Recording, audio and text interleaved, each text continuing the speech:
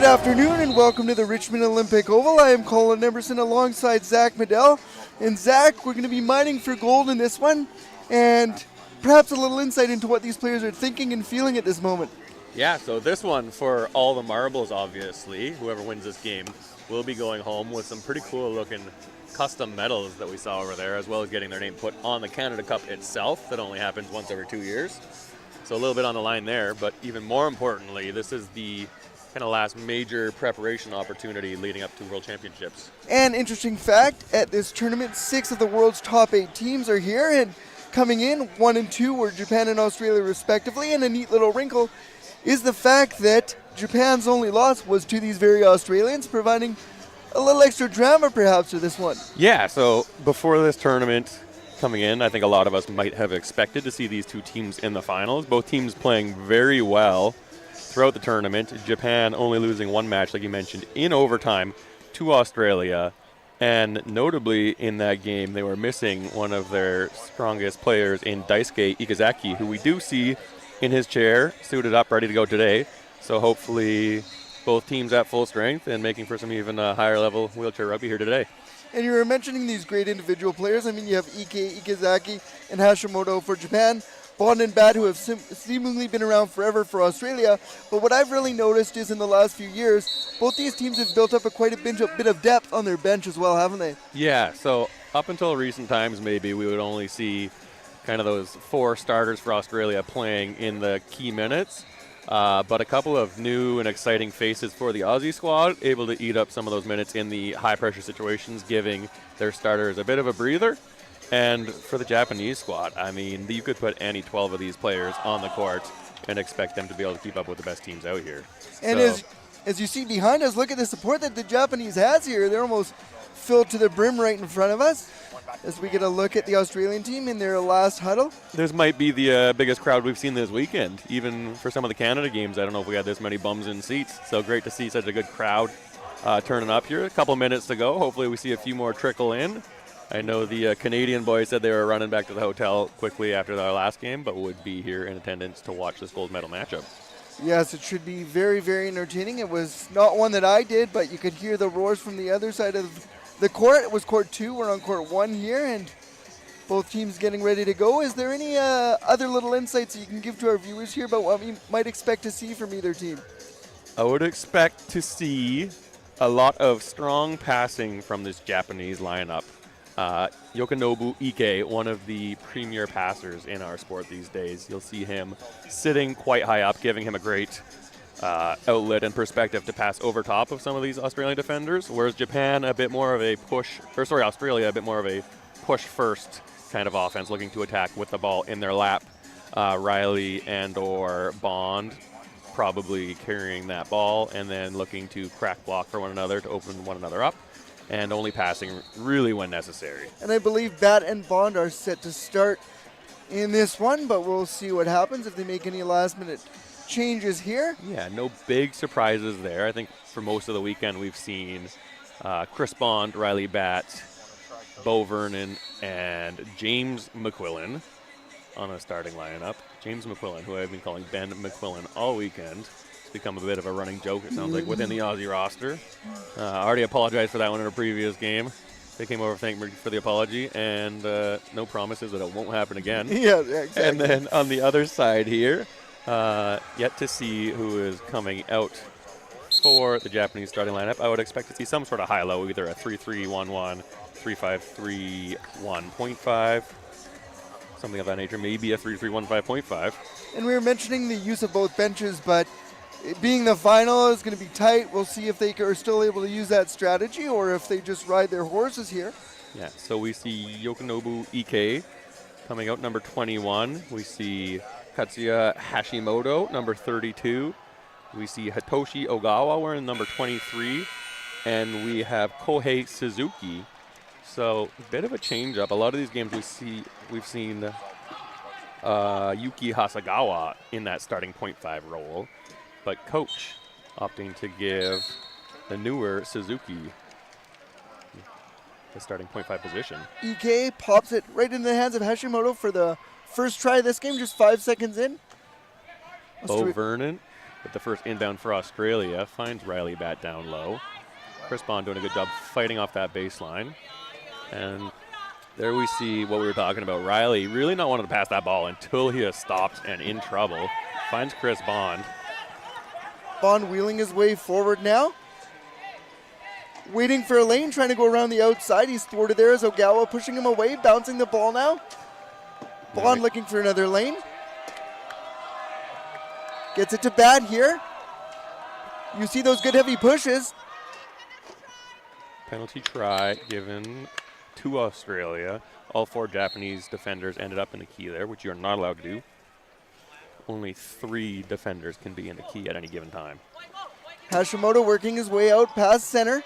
Neat pick from Suzuki, giving him a lane around the outside. Now he's going to take it. Good patience from Hashimoto, seeing Riley kind of lurking on that half-court line, trying to force it over and back. He waited for his pick to come and clear a path for him, and now does a great job beating the Australian key defense. Speaking of picks, it was EK there with a good one for Hashimoto.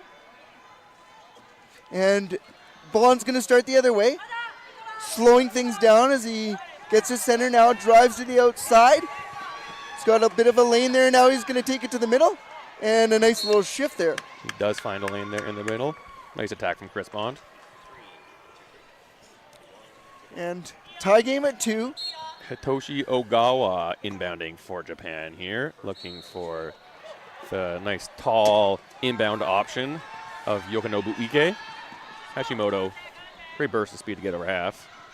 A little one-on-one between him and Riley. It should be a fun matchup to watch today. I'm imagining we'll see a lot of those two guarding one another.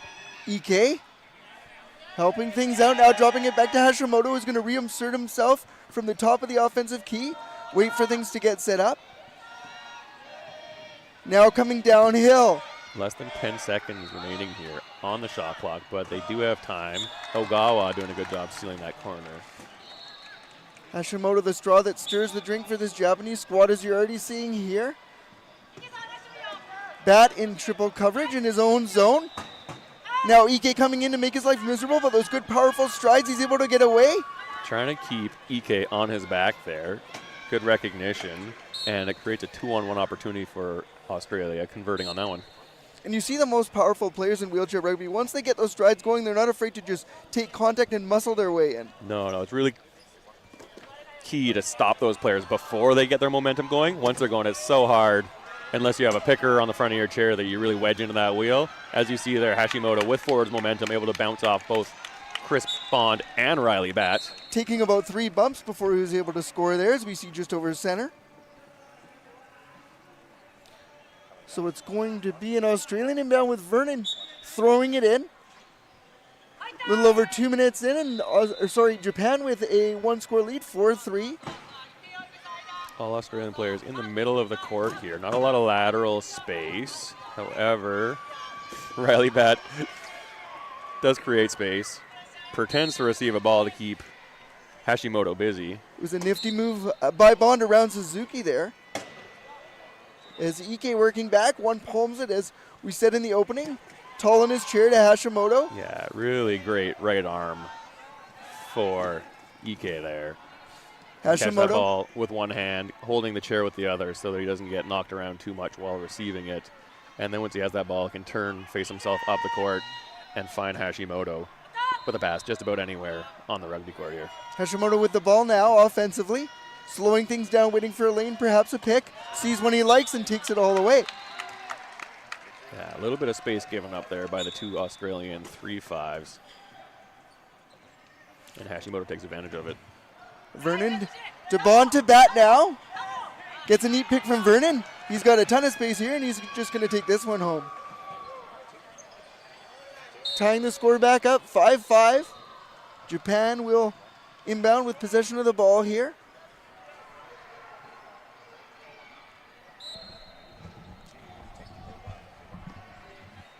Ball in for Japan. Australia dropping back in the key here. A couple of good defensive possessions in the key from Australia, running most of that shot clock out. Seeing if they can do again here. Ike providing a neat pick, and Hashimoto able to squeeze between 2 checks.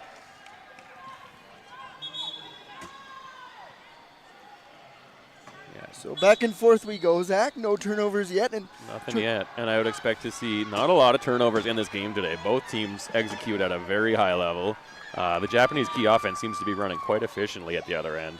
And you mentioned wanting to stop players getting going. Bat just had a few strides in his own end, and that's all he needed. Doesn't need much space to get those wheels moving. And you'll typically see that with both of these quad amps, Hashimoto and Riley Bat, as well as Chris Bond, really not having a lot of the leg weight slowing them down. And so just that power to weight ratio, they really can gain their speed quickly. Hashimoto just scored, giving Japan the one-score lead for now, 7-6. Inbound to Bat, looking for a way out of his defensive end. Nice Riley pick there. With 2 pickers helping him get open, and another 1-on-0 opportunity. Easily converting on this one. So is it Japan just that aggressive pressure, but once Australia breaks it, they have no reinforcements to catch up to him? Or I think the speed, yes, of Bat and Bond is a bit tough to contain once they get going. So Japan looks like they're really trying to sell out and pressure on that inbound, trying to force a turnover early. However, that means if you don't get a piece of that ball early in the possession, they might have the easy overtop, and we've seen that a few times now with Riley Bat, a couple uncontested goals. Hashimoto with a couple nifty shifts there to score. About 3 zigs and 3 zags before putting it in. Riley forced to inbound here, so all the Australian players trapped down low. Ike looking to stay on top. Riley's going to have to pass here. Bond does get open over half. And Bond has it now as he's met with resistance by Ike. Now a second Japanese player coming in on him, but gets it to Bat. They've got a little bit of room to set up. Bat will assess things and slow things down. See Bond being active here, just trying to get a piece of somebody's chair and create some space for Riley. Again, they don't want to pass if they don't have to, and he does not have to here. Great play there. Individual effort by Riley Bat. Now, Riley looked like, I'm not sure if he was holding his lip because he got smacked or if he was trying to shush the crowd because they were getting a little too rowdy for him. Of course, as we mentioned, yes, quite a large Japanese contingent in the crowd today. Urging them on is Ike. Bit of a home court advantage feel almost for Team Japan here in Richmond. We see a lot of Japanese flags up in the stands waving around. And now it's Hashimoto almost went back over center. Yeah, bobbled it a little bit there. Managed to get there in time, keeping things exciting. 15 seconds to score on the shot clock. As he directs traffic coming into the offensive end, getting the countdown from his bench. That lead is over an the easy top. one. Great passing shown by Hashimoto. Great patience on that key offensive play, and obviously not much to be done denying that pass getting into the tall post of Yokonobu Ike. Yeah, Ike is showing why those long arms are so important. As Bond the other way gets contacted by Hashimoto. Now spins off him. It's like another little race here. Hashimoto doing a great job staying on top of Chris Bond, making it tough. And Riley drawing a lot of pressure in the middle of the key. Chris Bond taking advantage of it. Back and forth we go, tied at 9. Ike out of his own end. Spinning, looking to get going as he bounces the ball. Suzuki looking to help him out at center here. Double team, gets a short pass in there to Hashimoto. Yeah, he had to get it over there. They were getting close to that 12-second count. And Ike, very smart player, recognized it. Waited for Hashimoto to get open and found him. Got him off a double team. Now he's got a lot of space working in. Big hit here happening. Riley trying to get him into the cone. However, that will be a try. A very hard hit there as just desperately not trying to let Hashimoto score. So he kind of sees what's happening, takes a route, and hits him on the side of the chair. This game does have a lot of contact, and these people coming out now, I call them the pit crews, as they're so efficient in replacing wheels, taping people, and getting them back up off the floor in a timely manner. Yeah, definitely an accurate name for them. It is very similar to a NASCAR pit crew that you see come out, swap those wheels out quite efficiently, and have the players back up and running as soon as possible. Into the game for Australia's Pruka. You'll see her number 7 for Australia. We also see Daisuke Ikazaki and Seiya Norimatsu entering the game here, as well as Yuki Hasagawa. So some subs by Both teams, we mentioned that they have quite efficient benches, and we'll see that here. And now, sorry, go ahead. It's Ikazaki working his way the other way. Great move. He's got Ike with him, fakes him off, and takes it himself. Yeah, different personnel in here for Japan, but similar game plan. You'll still see Ike getting that ball in low. Quickly pops it up to Daisuke Ikazaki, filling a similar role that Katsuya Hashimoto was playing. And Those those very dynamic players. Those two for Japan used to be the two high pointers with a high-low lineup for Japan. So yeah, for many years, really until Hashimoto came onto the scene. And they also had Shinichi Shimakawa, longtime 3.0 player for Team Japan. So they had a lot of high pointers they could rotate through. And that was really the terrifying thing about this Japanese team, is they had 4 or 5 high pointers who could all compete with the best of the best. And they would rotate through them, keep them fresh. And so nobody ever had to play 32 minutes in a game. That is the one thing finding them all time is Ikazaki working back now. Gets his center line. Tight double team with Riley Bat and Lil Prusha on him. Bit of trouble on that sideline. Able to force himself. Finds Ike. And Ike shoved into the score table here. A lot of pressure from the Australian squad, and I believe that is our first turnover that we've seen of the game.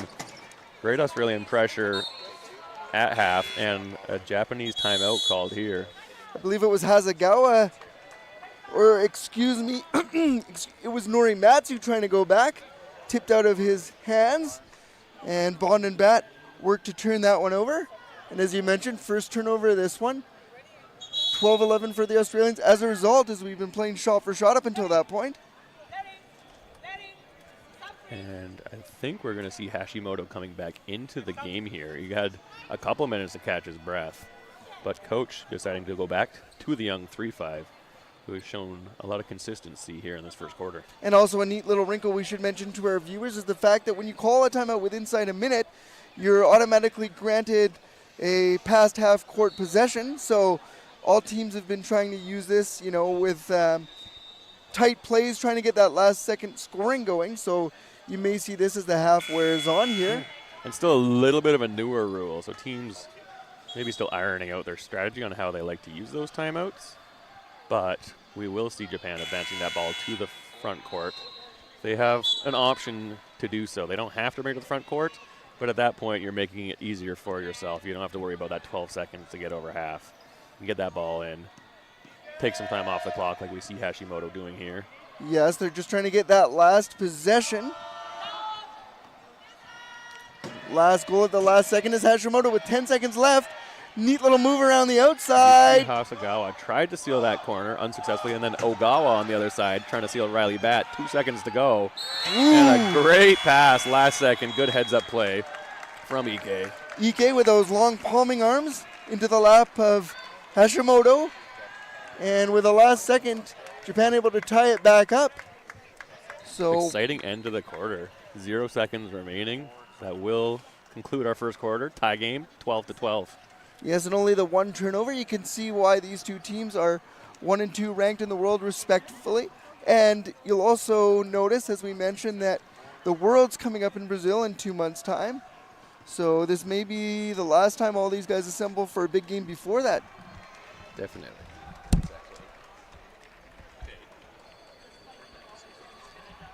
And hopefully we'll see much more of this entertaining affair at the Richmond Olympic Oval. A lot of Japanese fans in attendance, not as many Australians. Haven't heard any Aussie, Aussie, Aussie, oi, oi, oi chants yet. No, not yet, and not a lot of yellow and green. Perfect. Not a lot of yellow and green here in the stands cheering for them. A lot of pink shirts saying, can I read that from here? Dream as one from the Japanese fans. Trying to fulfill that dream here. As Zach mentioned, heading into the second quarter of play, tied at 12. Only one turnover that whole quarter, and it was by Japan. And then quickly after that, they got their big boys back out there. So hopefully more of this entertainment in store. It was quite physical as well, Zach.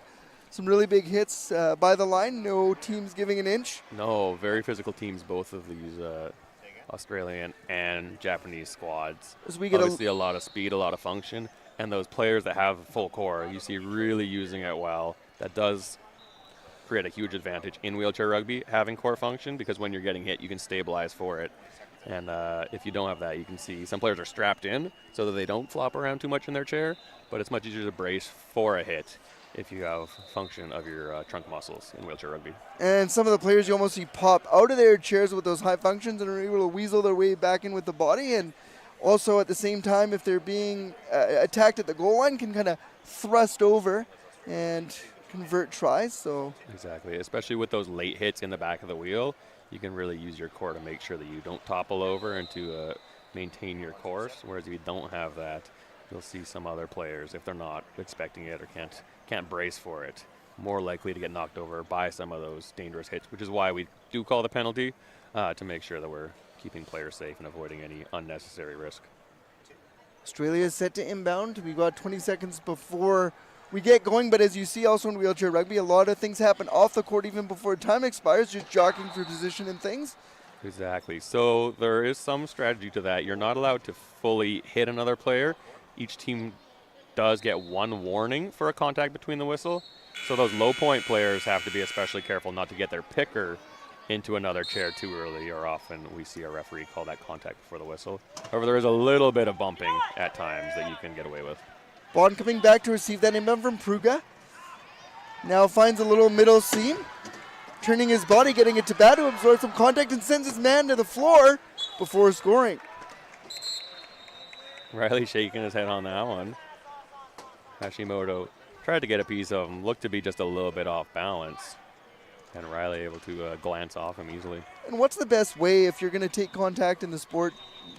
Like, what positioning would you want to use? Not like that. We see Hashimoto, I think, was just turning and a little bit off balance when he made contact. You're a little more stable if you're coming straight in for a hit. Obviously, head-to-head, you're not as likely to go over. He kind of caught that on the side of his chair as well. Those front wings are what we call the sweet spot, and if you're trying to knock somebody over and you aim for one of those, it'll increase the odds of somebody going down in wheelchair rugby. Ogawa off the inbound, gets it to Hashimoto. He's going to circle back and reassert himself defensively. Finds a little bit of speed, working away from Bat, who's got his peripheries on him, trying to hit him, as well as Pruka, but they're not able to do it. Really needs to use their speed. We see Ike on the bench here and Daisuke Ikazaki entering the game, so not quite as much height, and they'll have to make some adjustments if they want this offense to continue running smoothly. Bat working away from Ikazaki. Speed-wise, though, it appears this is matching up a little bit different, a little bit better. Ike having a bit of a tough time guarding the Australian high pointers one-on-one. Bat to Bond off a nice pick from Pruka in the defensive end, allowing Australia to score. They're up by one now, 14-13. So that only turnover is still coming into play here. Ogawa. And I think this game we might see the first goals and last goals being even more important, because Australia forcing that one turnover and then scoring the first try of the game, or of the second quarter, has put them up 14-13. Ikazaki, Hashimoto. All the Australians are drawn into their key. Hashimoto assessing things. Pruka out there to meet him. Neat play there. Little battle going on at half court here in front of us. 2.5s. Yuki Hasegawa jockeying for position with Mick Ozane, trying to keep him out of the play and give his team a 3-on-3 opportunity to score with a bit more space. Hashimoto And running out of time, but it got it to Ikazaki. good use of that space there created by Yuki Hasegawa. Australian inbound. It's Bond. Ikazaki in his back pocket. Hasegawa making his life difficult, but gets it over to Bat, who turned back. Now he's double teamed, needs some Caught support. the backcourt and turned away from the play. Just makes it over center here. Now lobs a nice one in to Bond. So that's where chemistry comes into play. You got to think as well, Zach, with those two. Definitely, but great pressure from that Japanese squad in the backcourt. You saw them smiling after that play, realizing how close they were to forcing a turnover, and hoping that next time it works out in their favor. Nifty catch by Hashimoto out of his own end, extricating himself from some traffic here. Lots of space to get the ball over half here. Hashimoto gets his dribble in. Now has 8 seconds to make a move before dribbling or passing again. Another fresh dribble, attacking the key. You always want to make sure you get that in before attacking the key on offense so you don't get caught with your nose in the key, have defense all over you, realize you're at 6 or 7 seconds, and force a dribble in traffic.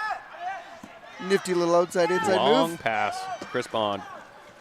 Fielding that one from Force the to push floor. as hard as he can. And, oh my god, everybody going down. Hashimoto cartwheeling into our official here. It appears everyone is okay, but He was trying to hit Bond near the try line. Bond felt it coming, slowed up, which sent Hashimoto's momentum over the top. yeah, and Hashimoto maybe reaching for the ball, so didn't have his hands on his wheels to quite brace for that or slow down. Perhaps saying hello to the Japanese fans right in front of him as well, as you see there. Yeah, putting on a show on that baseline for sure. This is the first time this weekend we've seen them have to pull extra bleachers out to go on that far baseline. So that just means plenty of tickets sold today here at the Richmond Olympic Oval. Some subs on both sides, I believe, is set to come in as we have a timeout here. I believe Japan called that one, and they have one left. Of course, you can take your timeouts after each half. So Australia still has 3 in their back pocket. We'll see if they use it. As we mentioned, there's a new rule within the last minute of the game, so we'll see how that works moving forward here as well. Australia likely going to have still a timeout remaining towards the end of this half. And they can use that, like you mentioned, to advance the ball. Often, if there's only a few seconds remaining on the game clock in a quarter, coaches will call that so they can draw up a play, try and get somebody in the key, and go for the long bomb to a player posted up in the key. Set to get going here. Substitutions, as we mentioned. EK, Hashimoto still on though. And Hashimoto's got some speed. Bond realizing he's not going to be able to catch him, so he just forgoes that, trying to get things done on the defensive end here. Chris Bond mentioning to me earlier today in the hotel lobby that he did turn 40 this year, matched up against the younger Hashimoto. So maybe trying to conserve some of that energy, knowing that the young buck is going to be able to push. I know what that at feels that like. level all day. As into the game is the high pointer for Australia. That's Holloway, Andrew Holloway, and he makes his presence known early here. Yeah, some fresh arms coming off the bench for Australia, giving Riley Bat a bit of a breather.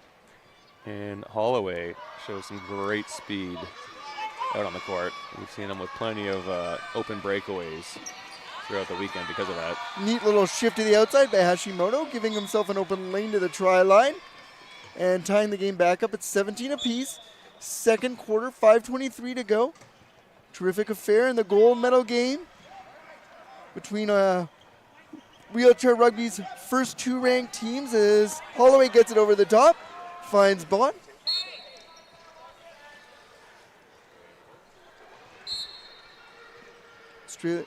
Japan set for the inbound. Hashimoto receives it off the tip of his glove into his lap. Wakayama with a nice lob into Katsuya Hashimoto, giving himself time to get down the court. That 40-second shot clock doesn't start until somebody has touched it. Wakayama now, great pick there.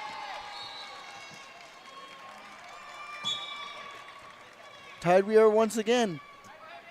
And here we see Waka, as they call him, and Yokonobu Ike keeping Chris Bond on the baseline. Andrew Holloway trying to streak up the right side of the court. Big hit coming up here. He's got those terrific, powerful strides, does Holloway. Gets over safely. Yeah, when he gets his wheels moving, he is one of the quickest players around. Ike, one palm on the ball, gets it to Hashimoto, working his way to the double team, and does so with a nice pick there. 2-on-1 down low. Chris Bond forcing Katsuya to make some decisions there. You see him faking a little bit, trying to create some indecision, but great decision made by Hashimoto. Throwing his arms, flailing about, trying to throw him off course. It wasn't to be.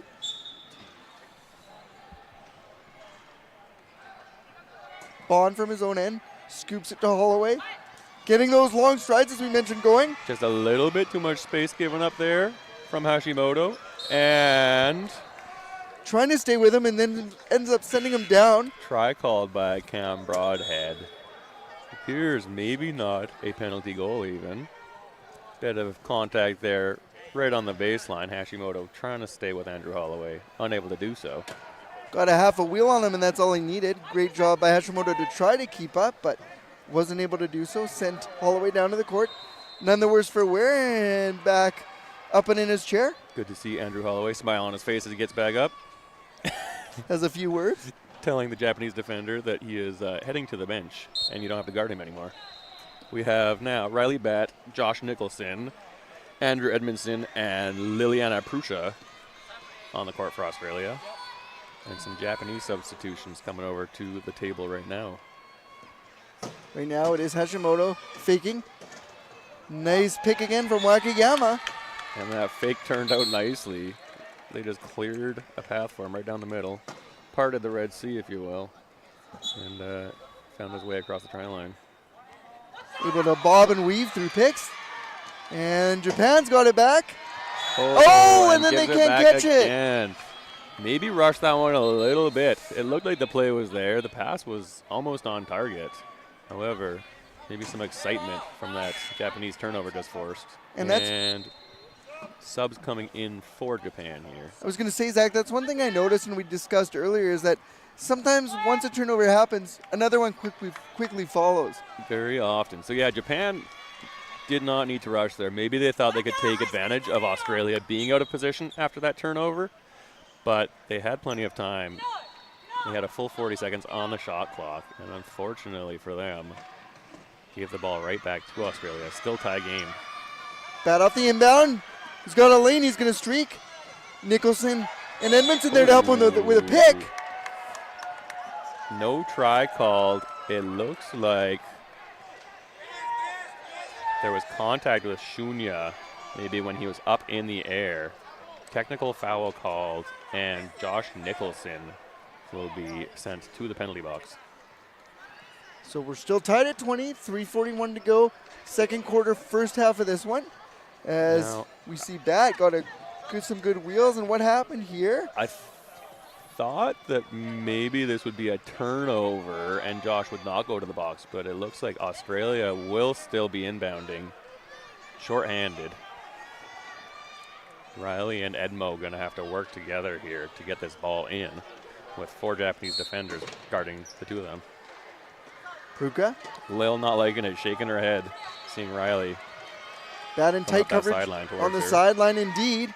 Great pass over the top. The fingertips of Andrew Edmondson able to secure that pass. Josh Nicholson watching with relief from the penalty box. Couple nice plays in short space by Australia, giving them the lead, but it's Japan back with it. Ikazaki, great pick or pass into the zone to Kabatani, who's going to wait and score. So Kabatani with his first appearance in this one as well for Japan. Now Waka keeping Joshi there in the penalty box. Creating a bit of a mismatch. Edmondson trying to work his way out defensively for Australia. Josh able to fight out of there, coming to clear traffic for Riley Batt. And Riley scores that try without too much difficulty.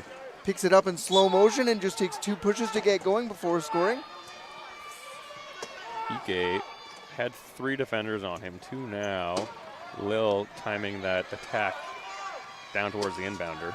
Couple neat plays by Japan in their own zone to open up Kabatani, and his end's got to get over center. Lobs a short one into Ikazaki. Great pass there. Very nice composure from Kabatani over top of Riley. The fans going wild here in the Richmond Olympic Oval. They did like what they saw there. Edmondson. Bat. Double coverage. Working himself loose or trying to. Ike not letting him get over center originally. Now he does, but he loses the ball. Dribbling the ball off his wheel there, maybe. This could be an over and back called. No, it must have gone off a Japanese chair in the front court.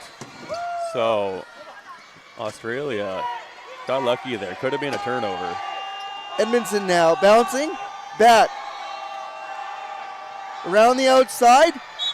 And Ike was trying to back into him to prevent him from scoring. Riley telling the team to calm down, even though he was the one that dribbled the ball off of a wheelchair, not his teammates. Maybe talking to himself on that one a little bit, shaking his head here as he covers Shunya deep. Yes, Australia able to almost kind of get themselves out of jail free there with that little bit of a turnover. That was almost. And speaking of calming down,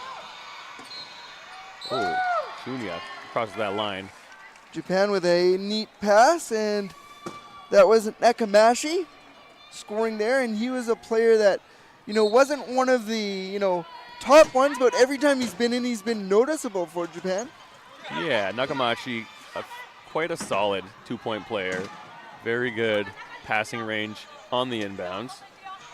And it looked like Pruka might have taken a whack or something, but she seems all right. Yeah, tightened up a little bit there, receiving some contact, but does a good job getting back into the play and opening up Riley Bat. Flies it loose for Bat to get free, looks around and scores.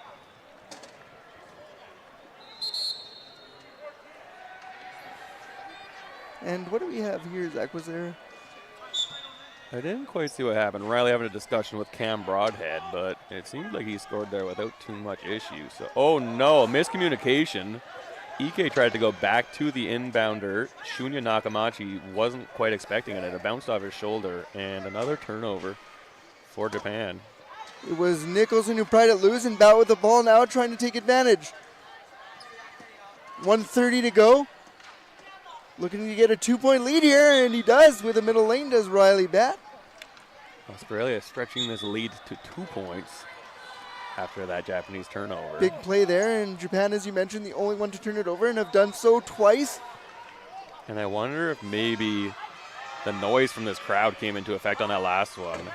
I couldn't hear if there was communication or not between the inbounder and Ike. And another turnover forced here from Australia. This balanced lineup wreaking havoc. And right on cue, Japan ready to send some subs in, trying to thwart the Australian momentum here near the end of the second quarter of play. As Kabatani, we see him just over center there, getting it swatted away, and does end up being a turnover. Here we see a 3-5-3, 1.5 for both teams, and a turnover for Japan, getting it back. So as we mentioned, that does happen quite a bit, and it's Hashimoto able to close the gap to 1. Happens quite a bit, especially when you try and pass over the towering Yokonobu Ike. Yeah. One of the tougher defenders to get a ball around in this sport. Only needs the one arm to field it in or pass it. And yeah, you'll see a lot of that. Most of what he does is with one arm. He is wearing that splint on the left side to protect his hand a little bit, and he uses that mostly just to control his chair, where in that right hand works most of the magic when it comes to the rugby ball. Blackwood into the game now, has it in his lap, almost turned it over moments ago. Not a lot of time on the shot clock here. 10 seconds remain. However, Bo Vernon steals that corner. Neat play there. 32 seconds to go on the game clock. Second quarter. Australia up by 2, 26-24. Hitoshi Ogawa given the ball before he was even off the court by Cam Broadhead. Ogawa now, one palms it himself. Short one into Ike, who, as we mentioned, fields it down with one arm. Bouncing now. Ozan trying to make his life difficult. Neat pass down court. A little bit behind Hashimoto. Had to turn back for it. But they would have done so anyways, trying to use up as much clock as they can here with only 12 seconds remaining in the second quarter. Hashimoto trying to wait for the perfect time. This way and that. Now around Ogawa giving him a nice pick. Finds Ike. Well, 1 second left here. Australia calling timeout to advance that ball to the front court. And as we mentioned, when you inbound the ball, unless it lands on the court or in possession of someone, the clock's not going to tick down, so you just hope for that long bomb field goal sort of pass. We'll see if they can do it. Japan subbing in a little bit more height with Daisuke Ikazaki entering the game. Yeah, you'll also see, like you mentioned, specialty defensive lineups if you're trying to stop it, or offensive weapons if you're looking to score. So tactically, quite a different scenario as well, as both teams and their coaches and players are going over what's going to happen here. And by doing this, we also see the one-pointer Haidefumi Wakayama entering the game instead of a 0.5 player. So maybe a little bit stronger player to cover those corners in the Japanese key. What an entertaining affair. Yeah, quite the crowd turning up here at the Richmond Olympic Oval.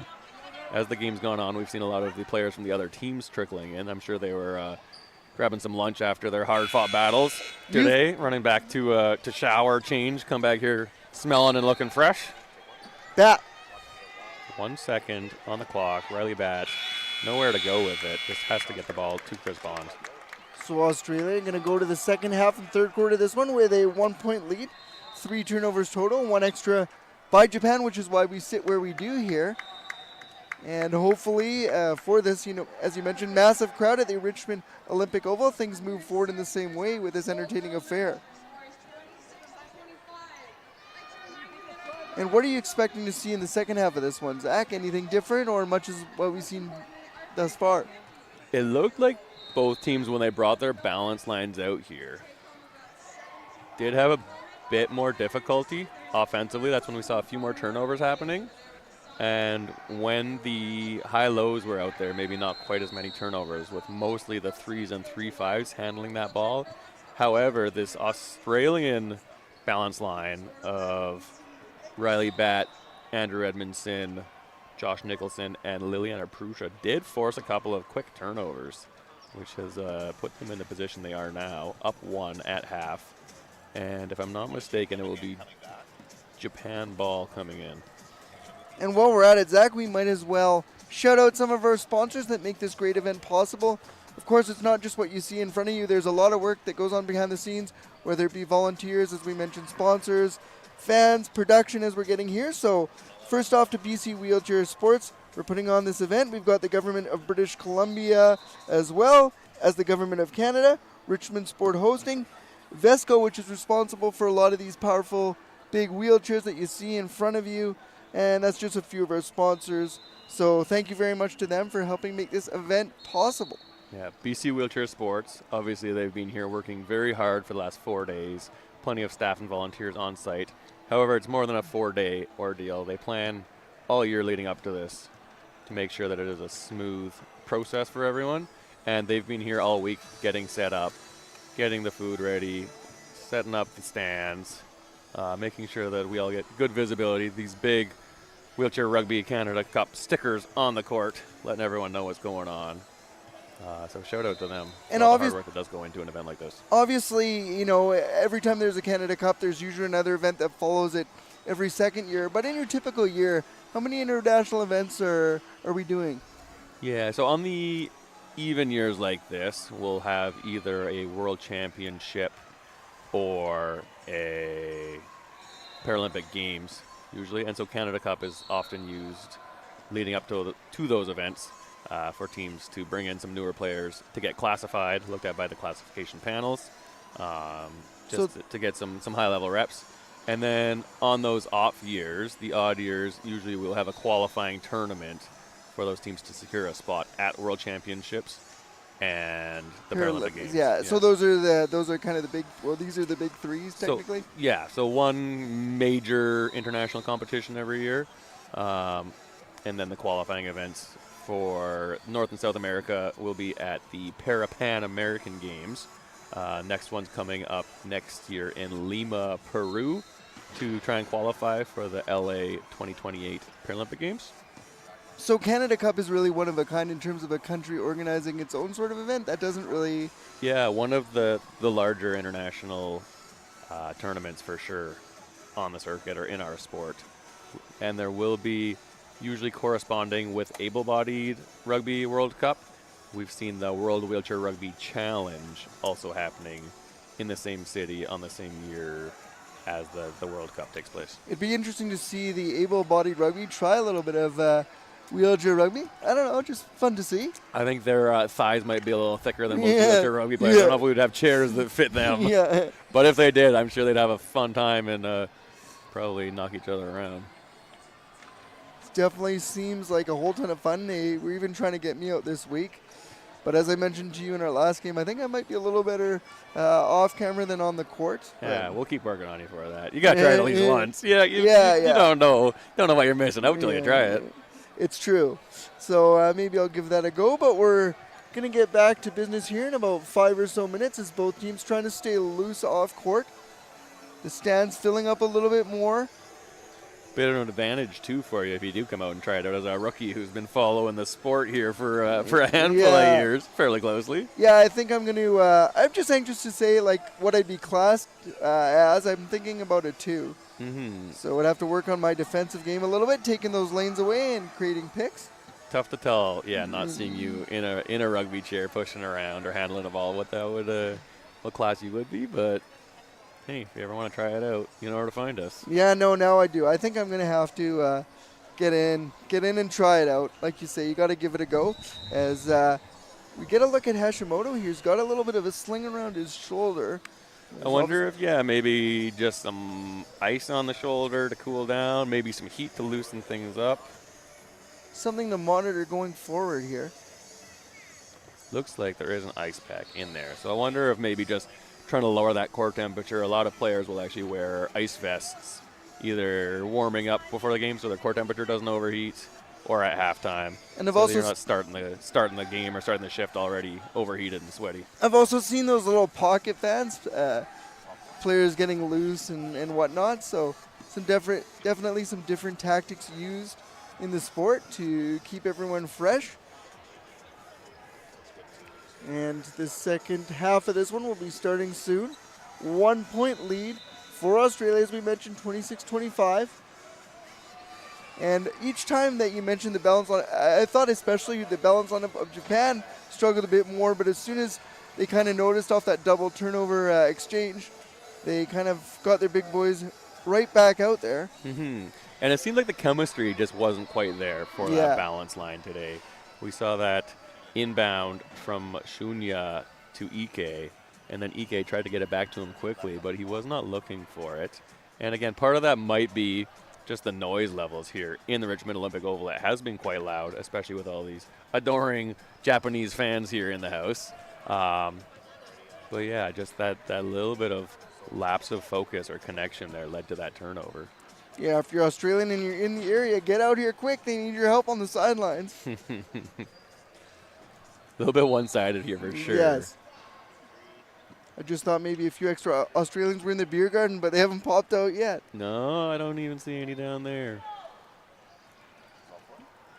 Maybe one or two, but yeah, that's about it. They're vastly outnumbered by this Japanese fan base. And I know you've probably seen bigger crowds here at the Oval, but I think this is the biggest one that I've seen, to be honest. For a Canada Cup, one of the better ones. Obviously, I think if Canada had made it into the later rounds, those later afternoon games, 11 a.m. on a Sunday might be a bit early for some of the fans to show up.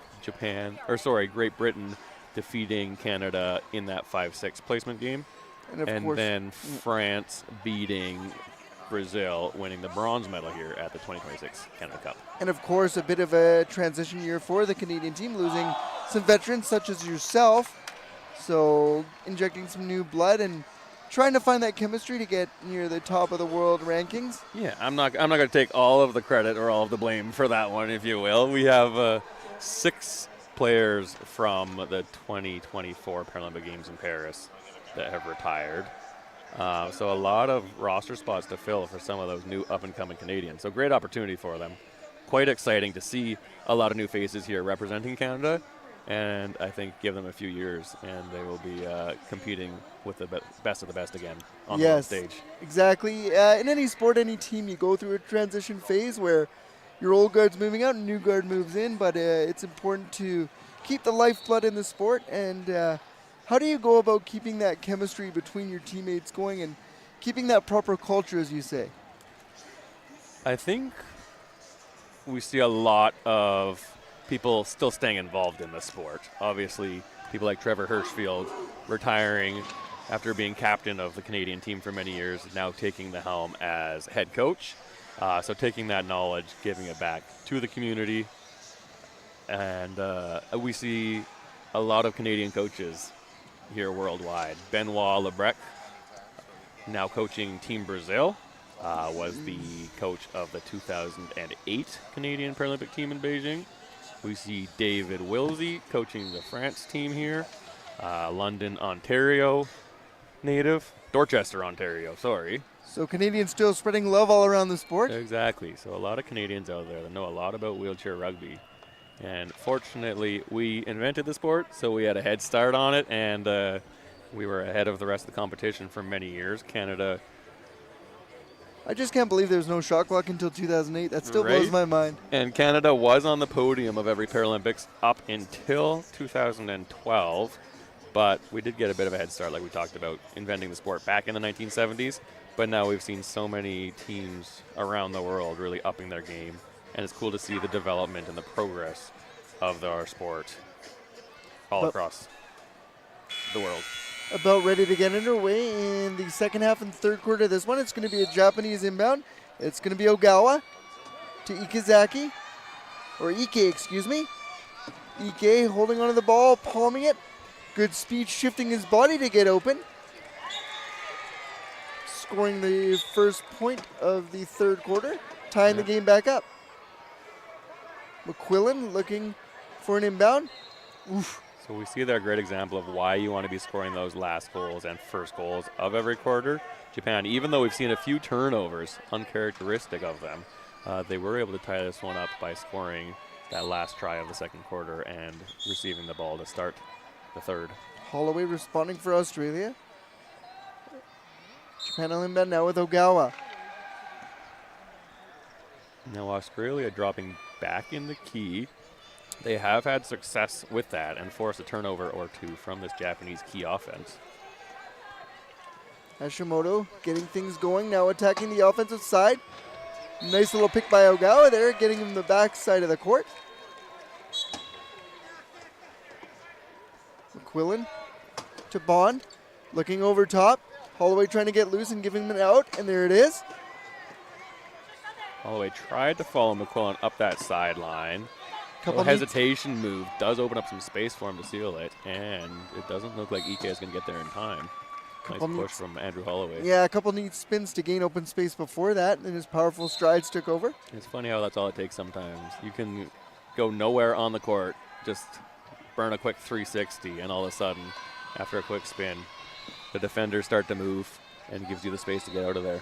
Hashimoto one-on-one against Bond, and he's going to score. And some nifty plays there, some head fakes.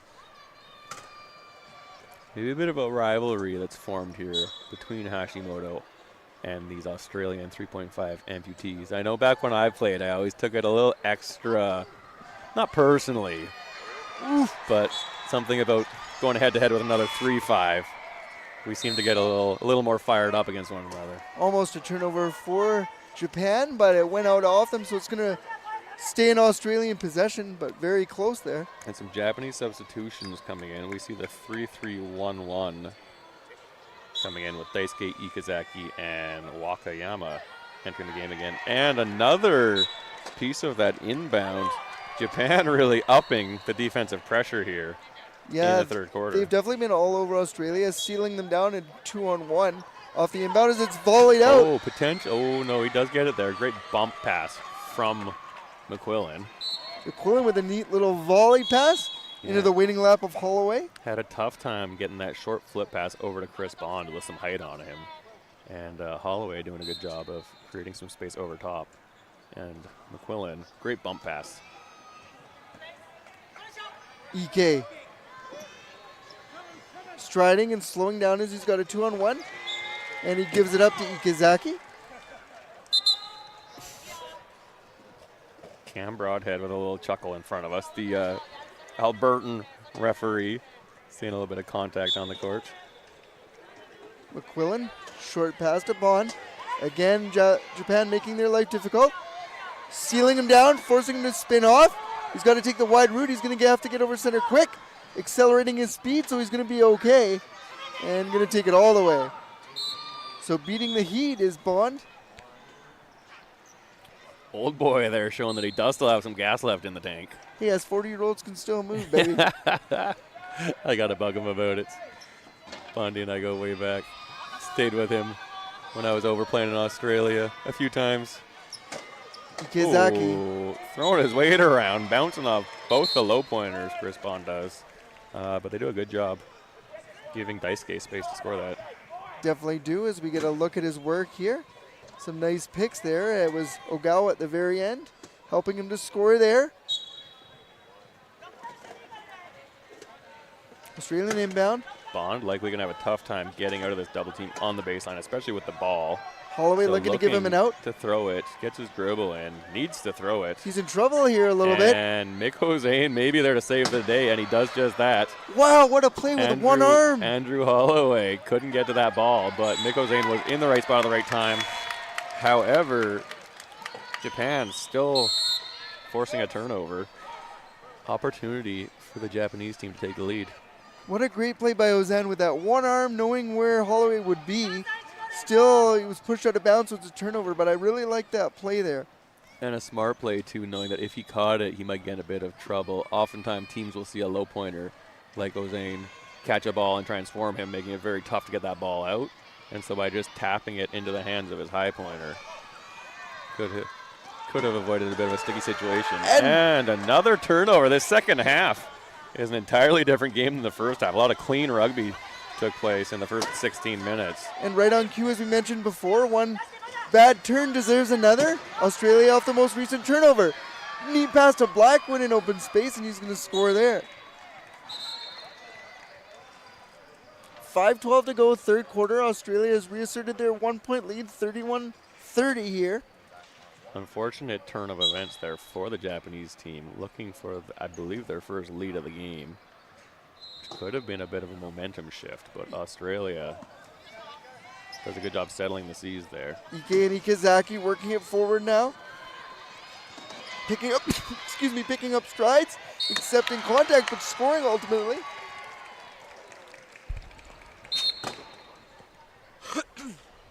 Great. Shea Graham in the game as well for Australia, finds Cooper Blackwood with that inbound. In a lot of trouble here as he's double teamed down court, looking for an out. Great long toss, facing the wrong direction from Cooper Blackwood. Graham able to accept that, but she's pressured heavily, trying to be shoved out of there. And a little bit of contact between the arms there. Ike will be sent to the penalty box. So good job of Graham able to accept that long distance pass, keeping things moving for Australia. And really a tough pass from Cooper Blackwood there. He was facing their own baseline, turning his torso and able to rip that ball with some impressive speed to get it to Graham in time. Leads to a penalty to Ike. Pruka set to inbound. Waiting for some directions from the referee before she gets it moving. That. Taking his time, he's going to make sure that things are attended on the defensive end and take a few seconds off the clock before scoring. Japanese coach saw that Ike was going to get trapped in the box, so calls a bench timeout. By doing so, will not force Ike to inbound. They can bring it in, free up their players. And Australia with the 1-point lead, which they've had much of the afternoon here. It's seesawed a little bit, but both teams, as you mentioned, guilty of some turnovers now. Usually one after the other. Yeah, a couple back-to-back-to-back there, I want to say. We've seen more turnovers in the second half already than we probably saw in the entire first half. And what type of strategy are both these teams going over now, Zach? Can't quite hear what's taking place in the huddle. It looks like we're going to see the 3-3-1-1 staying out here, trusting that this line has overcome leads much greater than this over the years. These two three-pointers have played together for over a decade now, and some very experienced one-pointers in Ogawa and Wakayama as well. So it's going to be Ogawa set to inbound for Japan. Australia doing everything they can to make sure that Ike can't get down low and use his height to receive that inbound. But Daisuke is there to receive it. Ikazaki sees a lane through the middle. Takes a double team before he goes down. What a pass to Ike there. Might have to give him an and one for that one. Gets the pass off, finds Ike. Doesn't land on anybody's chair. Takes the hit to make the play. I like that one. Pit crew out to get him back, seated and into this one. And Daisuke looked like he knew that was coming. Knows that Riley really likes to dig into the back of a player's wheel right on that half-court line, trying to force a backcourt violation. And so recognizing that and offloading the ball before he was called with a turnover. Contacted from two different directions is Blackwood. Self-palm into open space. Bat slows to catch it and now wheels it to score it. 4:05 to go, third quarter. One score game still, 33-32 for Australia. This time we see Ike able to get down to his spot, close to that baseline where he likes to be on the inbound. Ikazaki having to stride to fend off Blackwood, but able to do so. Graham will inbound for Australia. Bat has to go back as he was in double coverage, trying to find the middle, but can't do it as he's sealed off well. Great work from this Japanese double team. Got to be careful on that reach there, but they forced the pass from Riley to Ogawa. Oh my goodness, Ogawa almost able to intercept that one. And Daisuke with a last-ditch effort trying to swipe that one from Blackwood, but gets called to the penalty. You mentioned the good pressure by the Japanese. It goes off Ogawa into the hands of Blackwood, so a little unfortunate there. Be interested if we see more of that Wakayama and Ike double team on Riley. They did a good job of splitting him away from his low pointers, had nobody to follow up the court, and he could not get around forcing that pass. Bad off the inbound. Just going to wait for things before scoring. Takes it in pretty quickly, actually. Now we'll see Daisuke calling that inbound, which is why Ike didn't set up quite as low, knowing that Daisuke has a bit more passing range than these one-pointers on the Japanese lineup. Japan off the inbound. Ooh, Ike. Ball got a little bit out in front of him, but able to fend off Bat, scoop it in, and find Ikazaki as those two show their chemistry they've built over the years. Yeah, spacing the court. Both of those players have been in that situation many times over the years. Pruka racing into inbound for Australia. Tie game now. Great Japanese Bond pressure. Doubled in the corner, forcing that pass out. Back to Riley, who loops all the way underneath, looking for space. He's going to attack that middle. Does so very efficiently, and I think we're going to get some Japanese substitutions here. Correct. We've got a subs please coming from our left here. Very polite, the Japanese trying to enter this game. Ogawa. Ike. Double teamed effectively, using that long arm to scoop it into the hands of Ikazaki. Slowly. Needs to make a move here. And finds the middle. Now he's over center. Can stop to assess things as he shifts back and forth. He's got a middle lane now. Shifts is a good word. He is a very shifty player. A lot of hesitation moves, a lot of back and forth. Just because he looks like he wants to go somewhere doesn't mean that's where he's going to end up. Pruka. Bat. Ozan trying to help him get loose, but can't do it. Here we see that double team keeping Riley there, but not quite for long enough. Able to get out this time. But you're right, that Japanese defense off the Australian inbounds is something to watch going forward as Bat is able to score there. 2:35 to go. Third quarter. Tie game, 35 apiece. Now, I would have to say this Japanese 3-3-1-1 might be a bit of a stronger defensive lineup with two very capable three-point players able to guard Riley or Chris, but also with two one-point players out there. So a little bit stronger picker chairs to help their high pointers contain those 3.5 amputees. And it's actually 36-35 for Australia. And that timeout, we've got about 30 seconds left. Both teams still have two to use before the end of the fourth quarter. And unless it's to stop momentum, as we mentioned earlier, it's maybe trying to save them for those last plays to try to generate some offense. We'll see how that plays going forward. A very entertaining affair here at the Richmond Olympic Oval for the gold medal match. They were 1-2 coming in, and they're playing for a 1-2 right now. And the last time these two teams did meet up, it did go to overtime. There is potential for that to happen here today, and I think that would be another nice treat for the fans here at the Richmond Olympic Oval. We should also mention some extra minutes out of this tournament. We should also mention that Japan looking for a three-peat here at the Canada Cup. Interesting. I hadn't thought about that. The last Canada Cup in 2024 was a Canada-Japan overtime 1-point game, if I remember correctly. I was looking at the cup earlier, studying my history of the Canada Cups, and brought back some memories for sure. Got some fresh players in on both sides. Bond carrying, accepting some contact. Great individual effort there and persistence.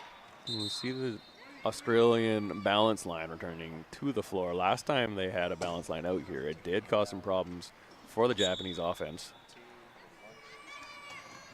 Ogawa. Ike. A lot of pressure between those two-point players. And Hotoshi just gets it. Wow. Not Hitoshi, sorry. Katsuya Hashimoto. Great hustle there to track down that long bomb.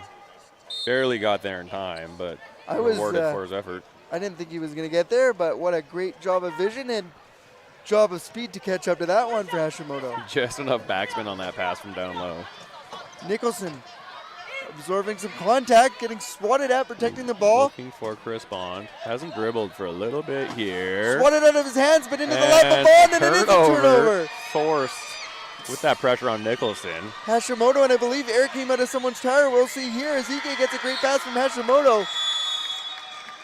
A lot going on there in a few seconds, Zach. A lot going on. And equipment still to be called here. Looks like Andrew Edmondson needs a new wheel. And bit of a momentum shift here. We see Japan now up 38-37. Nicholson was in trouble for a while there. Tried to hold on to the ball as long as he could. Swatted out of his hands. Pops out of Bond's lap. And ultimately into Hashimoto. So even on those turnovers, there's still a few plays before it's actually called a turnover or a possession. And you saw that there. Chris Bond does a good job calling for the ball, getting open deep, but Edmondson did have space to get over. Some nice moves there by Edmondson. Nicholson trying to give him a lane. Hashimoto out to meet him. Spinning back into the key and slowing things down. Ozan on the other side. Edmondson spinning back. Bond now. Just over 1 minute to go here. Tough defense in the Japanese key here. 5 seconds remaining. Bond does find space to score. You could tell Japan might be feeling something here as their bench is a little more engaged. And another flat tire. Hashimoto running directly into the picker of Migozane. And that's what happens when you do that. 54 seconds to go, third quarter. Tie game here, 38 apiece. The drama certainly picking up in the last few moments. Referees making sure that the players are giving 1 meter of space around Hashimoto so equipment managers can work on his chair. Hashimoto now draping a towel over the shoulder of one of the Japanese staff. Ogawa set to inbound, barking out some instructions before he does it. Short to Ike. Ike looking over to the top to Hashimoto. Neat little pick there. Ogawa clearing a path for Hashimoto. Going this way and that before scoring. And 41 seconds here in the third quarter. 1 second difference between the shot and game clock, and a timeout is called by Australia, it appears. Looking to tie the game up here. Trailing for the first time in the last few moments. Japanese lineup returning to the bench, looking quite happy with themselves. You see the morale starting to pick up a little bit. Yeah, exactly. Smiles on most of their faces. You're definitely noticing the momentum shift here on court at the Richmond Olympic Oval. And a little bit quieter on the other end here, on the Australian bench rather. And what do you do in this situation? Let's say if you're the team where you're noticing that momentum is shifting, even if you're on the bench, Zach, how can you kind of pick your teammates up? And I think coach is doing a good job of recognizing it well, seeing some body language that might not be ideal. Decides to bring in the experienced players in Riley Bett, Chris Bond, Bo Vernon, and James McQuillan. And so these vets have been here before, and sometimes all it is just reminding yourself to take a deep breath.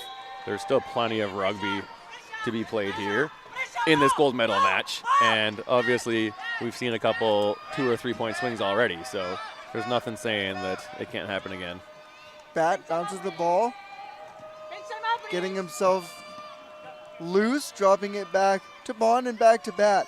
And Japan already letting us know they would like to call a bench timeout should Australia score here. Australia trying to take as much time as they can before the quarter is over. Yeah, 10 seconds remaining on the shot clock. Riley in a good position to score. Needs to make sure he doesn't go into the key too early. He can only be in there for 8 seconds. No try called. It will be a penalty on Ryuji Kusaba. Making And his first so- appearance of the game as well. And so now 4 seconds, they can use the entire game clock. And Japanese coach coming over to let us know he would no longer like to use that timeout. Holding on to it. Oh, so you can cancel them, eh? Sounded like he wanted to cancel it, but it is still called. Okay, they got it. I just wondered if that's an actual, like, if you can cancel it. I wasn't aware that that's a thing. That's something I was unsure of with that newer rule. I have not read the rule book since some of these things have been updated. Yeah, quite a few changes, and as I've mentioned to you before, that's one thing I really admire about wheelchair rugby is the fact that they are not stuck in their ways. They're trying to make the game more entertaining for players and fans alike, and I can really respect that. Yeah, you look at this sport from where it started in Winnipeg in the 1970s, even things like the equipment have come such a long way. Yeah, They essentially started playing in just hospital wheelchairs. You didn't see these high-performance machines that we now use. Looking over at the Japanese squad, we even see things like carbon fiber buckets coming into effect, really trying to make sure that these athletes are getting every bit of energy out of their chairs they can. Sounds fun, but sounds like with those hospital chairs, very unsafe, so come a long way. I would imagine a lot more people would have been upside down, tipping over backwards, maybe not even having seat belts, people falling out the front of their chair. We see those anti-tip casters now on the back of the rugby chairs, and no goal here. That was reaching for that one. I wasn't sure. A but bit too no hot goal. to handle. It looks like he dribbled it down to himself, but it may have bounced out of bounds before he caught it. So big play there as Australia is not able to tie the game back up before the quarter is over. Japan content to just get the reception and take their lead to the fourth quarter as Australia looking a little bit frustrated, especially Bat on that most recent play. Yeah, a little bit tough. Bond didn't have much time to get the ball there, so he did have to fire it with some speed towards Riley, just not quite able to handle it at that speed. So the drama definitely picking up here at the Richmond Olympic Oval. We've got a packed house, and the drama will certainly continue going into this fourth quarter, you have to think. I hope so. And even better if this drama continues into overtime. Yes, you were mentioning, did you ever see, you said 3 overtimes once? Yeah, I know I've been a part of some triple overtimes. Talking to some other people this weekend, I believe Adam Frost said he recalls some quadruple overtimes back in the day when he was coaching the British Columbia provincial team. I remember back in 2022, Canada went to overtime with Japan. I think you were a part of that team, right, in 2022? That would have been, yes. So, Zach, you've been a part of these moments. What are these players feeling going into this fourth quarter here? We're kind of down to the wire. One more quarter, presumably, maybe more, as you mentioned, but we're down to the nitty-gritty here, aren't we? I would imagine Japan pretty happy with the situation they're in coming into this fourth quarter. A bit of momentum on their side. The first quarter, I believe that they have had the lead coming into it. So just knowing that if they play clean rugby here, it will be Australia ball to start. But if they go goal for goal and don't turn that ball over, they should be able to pull off the W. However, with 8 minutes to go and the way that this Australia defense has been pressuring them, it's not often you see a full quarter of rugby with no turnovers. We'll just have to wait and see. Yeah, and that speaking of pressure, that Japanese pressure off the Australian inbound has done wonders for them, the double teaming off those inbounds. So we'll see how those things play going forward. 1 minute and just over before we get to the resumption of the fourth quarter here. Gold medal match, Richmond Olympic Oval 2026 Canada Cup. The big question here, whose names get called by coach to close out this gold medal match? We have the 3-3.5. I'd imagine we have a 1-5 coming to join Daisuke and my apologies. Ryuji Kusaba is still in the penalty box from the end of the third quarter, so obviously he has to remain in the game. You cannot substitute a player who is in the penalty box. And on the other side, Liliana Prusha, Chris Bond, Nick Ozane, and Riley Batt will start the fourth quarter. So different variations of that high-low lineup, as you mentioned, for Australia. And about ready to get underway here. There'll be some jockeying for position before the play is ultimately underway. As you'll see here, that's what both teams are doing, but you're, as you mentioned, not able to contact anyone. You'll get one warning. Haven't received one of those yet today. And the ref. Mikko Zane throwing his hands in the air, hoping for a contact warning. Like you said, I think both teams should have their warning still in the second half. You do get one warning per half. And it's Bond off the inbound. Looking to tie things up on their first possession. Good job of speed around the outside, able to do so. So we are knotted back up here, 39 apiece, just 6 seconds into the fourth quarter. Japan going to inbound here. Tsuji Kusaba looking to get this ball in down low to Ike, does so. Finds Daisuke Ikazaki with plenty of picking options to follow up the court. And interesting, we had a fallen player. The ref lets play continue. And the penalty is called. Riley saying, hey, that guy's on the ground. You should call that first. But caught with his hand reaching on Daisuke. Is that Kusaba on the court? Yes, that is. Riley just caught him on the way by. We'll see the replay here. And it was on the back of the tire. Riley could have been called for a spin for that hit. However, still sent to the penalty box for the reach shortly afterwards. Yeah, no, Two penalties exactly. in a very short period of time from Riley Bat himself. And what happens? Do they ever call 2 penalties on a single play? No, Not for a situation like that. The first call was just missed. However, maybe a bit of a makeup call on that second one. Japan back off the inbound here. Should have an easier time scoring, of course, with the penalty, as Hashimoto taking his time, making sure things are established on the defensive end for his team, and taking some precious seconds off the clock before taking it in. Yeah, it looks like Japanese coaching staff here maybe putting Daisuke in for those first couple of minutes, just giving Hashimoto a few extra minutes at the break to catch his breath and cool down. Ozan, good job to get in, allowing Bond to receive the ball and work his way out, back giving him a middle lane. Oh, it looked like Bond might have crossed that line, but Cam shaking his head, stopped just in time, put it in reverse. Bat back with it. Around the outside, met with resistance by Hashimoto, but he does score eventually. 7:01 to go, fourth quarter, 40 apiece, Japanese inbound. Ike palming it down, scooping it up, doesn't pass it, decides to wheel wide and bounce the ball. He does have space to push and recognize that I think Hashimoto had both of the 3-5's attention for Australia. And so good recognition from the veteran Ike. Now Hashimoto slowing things down on the offensive end for Japan. Australia content to collapse back. And Hashimoto over the top nicely to Ike. They've done that a few times. That's exactly what they want to happen, running against that key defense. Bond. Bat. It's it back to Riley Bat. They do want Riley to be holding on to the ball in these pressure situations. Ike, good job of staying stride for stride. Good pick by Bond. Able to take Ike out of the play momentarily as Bat wheeling back. Gets around Hashimoto. And Bond getting very physical here, doing what he does best when Riley's coming up the court. Chris Bond looking to make contact with the Japanese players, slowing them down. That was almost tipped away from Ike there, but again, those long arms showing why they're so valuable in this sport. Yeah, just out of the reach of Riley Bat, who is not a short defender by any means, but great pass from Hashimoto. Right into the lap Bond of Ike deep. Forcing him to slow up, fakes one pass, now waits. Perfect timing to Hashimoto. Impressive show of passing from this Japanese lineup. Deep breath there from Hashimoto. You see him trying to slow things down for himself a little bit, not get too excited in these pressure situations. It feels again like Japan may be building some momentum. Neat pass over from Bat to Bond. Good composure from both sides here late in the game.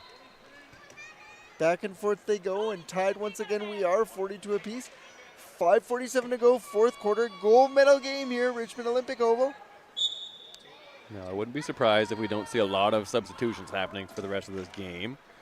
Do you maybe foresee any changes happening here in the remaining 5 minutes, Colin?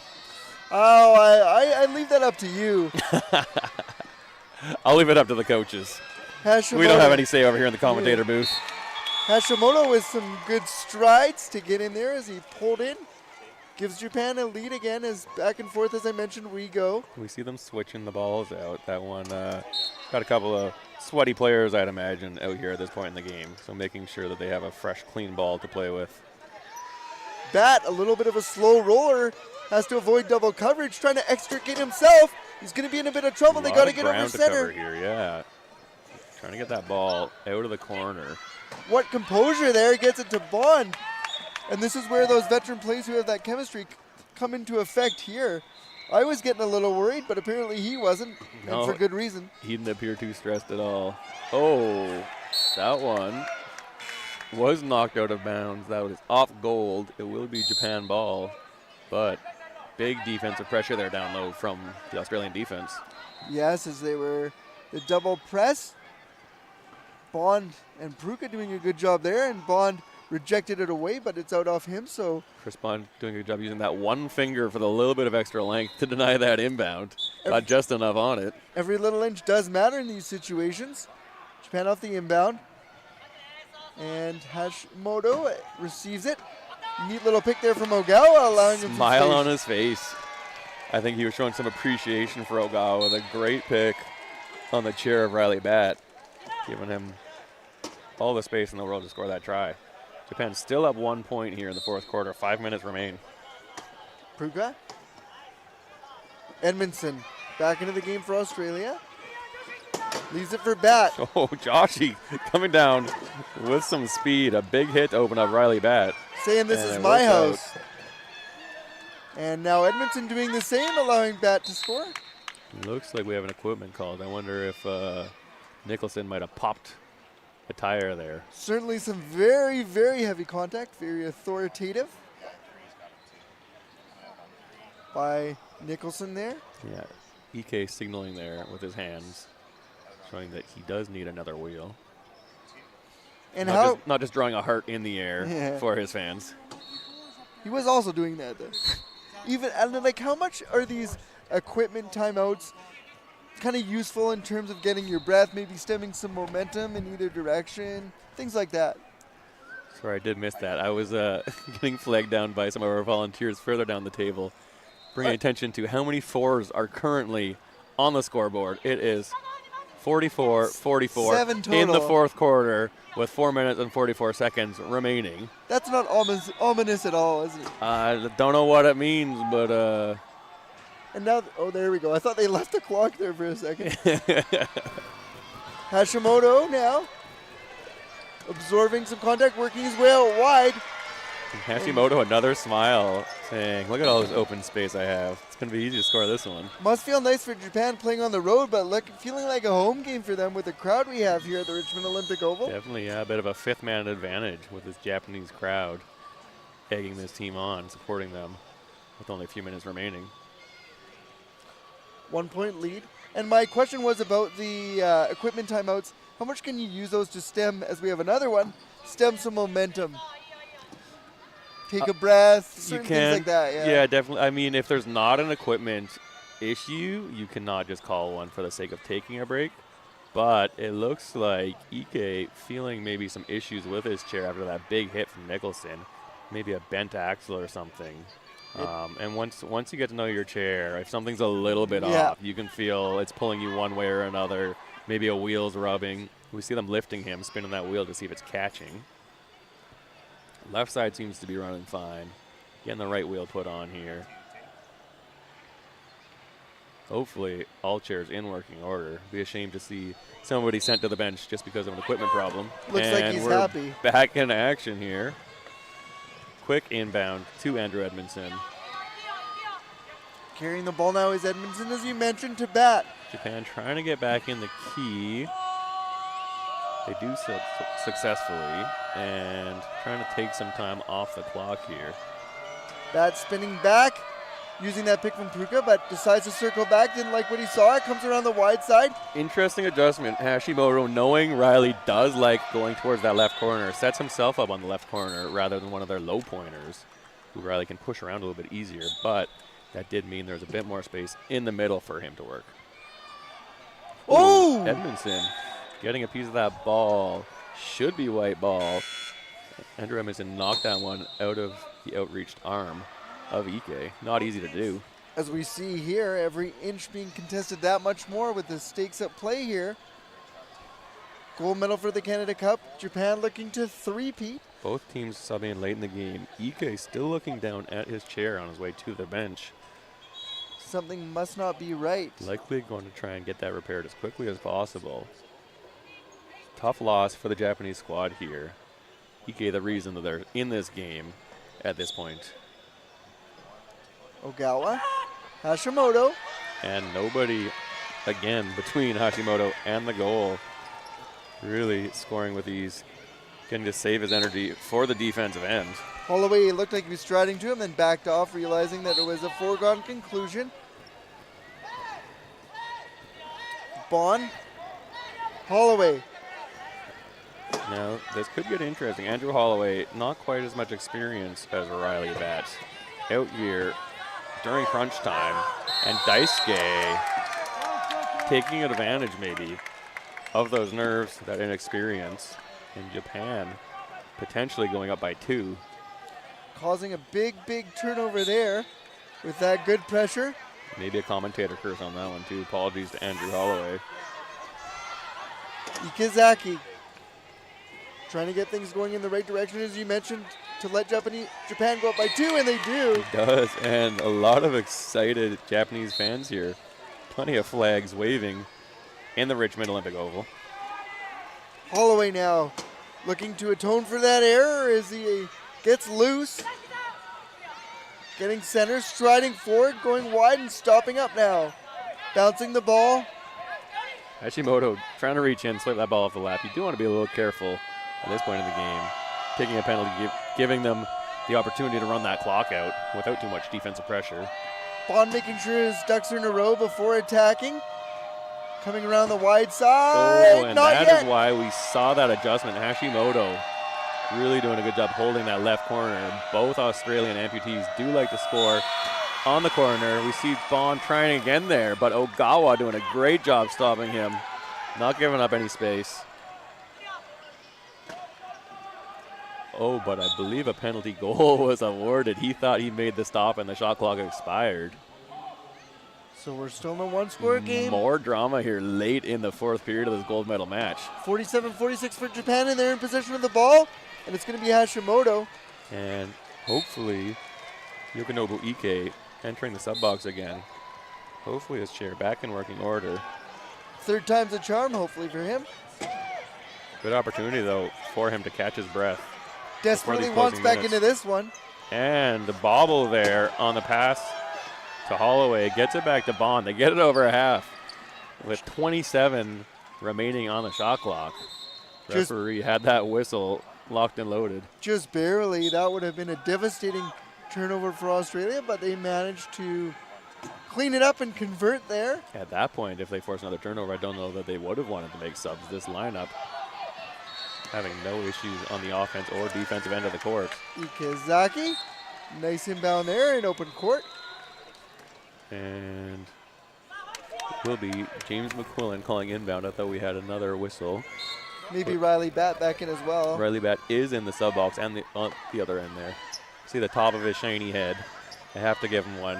Every time he sees me, he likes to comment on how bald I am, even though we have the same haircut. And he's been rocking it longer than I have, I think. Holloway absorbing some contact before scoring. Taking the spread back to 1 point, 49-48, 1:46 to go. Each possession becoming that much more important as Hashimoto working from his own end. Look at that speed. All of the Australian defenders down the court. Still showing he has plenty of energy. Breathing heavy, but really fighting to the very last minute here in this gold medal match. To Bond. Back over to Holloway. And now Hashimoto staying on top of Holloway.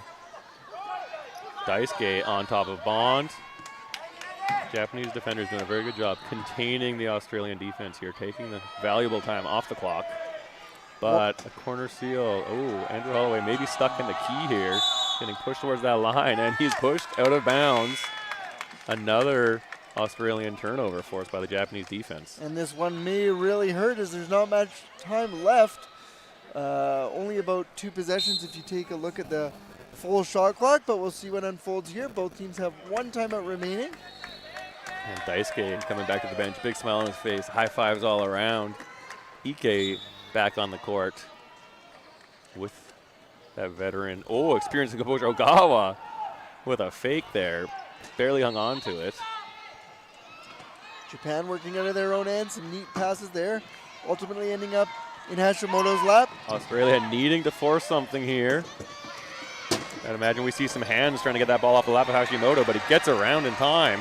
Protecting and just accepting the contact on the side there. Great job of anticipation there by Hashimoto. And great awareness, recognizing that clock was ticking down around that 55 mark, scoring at 51, setting up the last goal of the game. However, Australia not a lot of time here to close this gap. 3-point lead for Japan, 40 seconds remaining. Bat with a neat little crossover, getting wide, And closing the now gap to 2. I'd imagine we'll see a lot of pressure on this inbound from Australia. 36 seconds left. Japan just needs to get the ball in and get over half. They don't even need to score here to close out this game. Ike getting loose though. Maybe a bit of reaching coming up here as well, trying to force a turnover, poke that ball off the lap of Ike, doing a good job protecting it. Sees Riley coming, turns away. And Japan with it now. Hashimoto. Using Ogawa to protect himself, keeping those grabby hands of the Australian defense away from him. And Swatted there's up a by reach, 3 there's another Australian. reach, gets it out safely to Ike. 6 seconds now remaining, not even looking to score, just trying to kill the clock. And this And one is over. we have ourselves an incredible gold medal match. Japan winning by 2 over Australia. Definitely came alive as this game wore on. We're building some momentum, which they were able to take to the finish line, earning their 3rd Canada Cup, 3-peat for Team Japan here at the Canada Cup. And a lot of smiling faces here on the face of the Japanese team, and a lot of cheering fans as well at the Richmond Olympic Oval. Stay tuned here, folks. We will have the closing ceremonies coming right up, where we will award the medals as well as the Best in Class awards.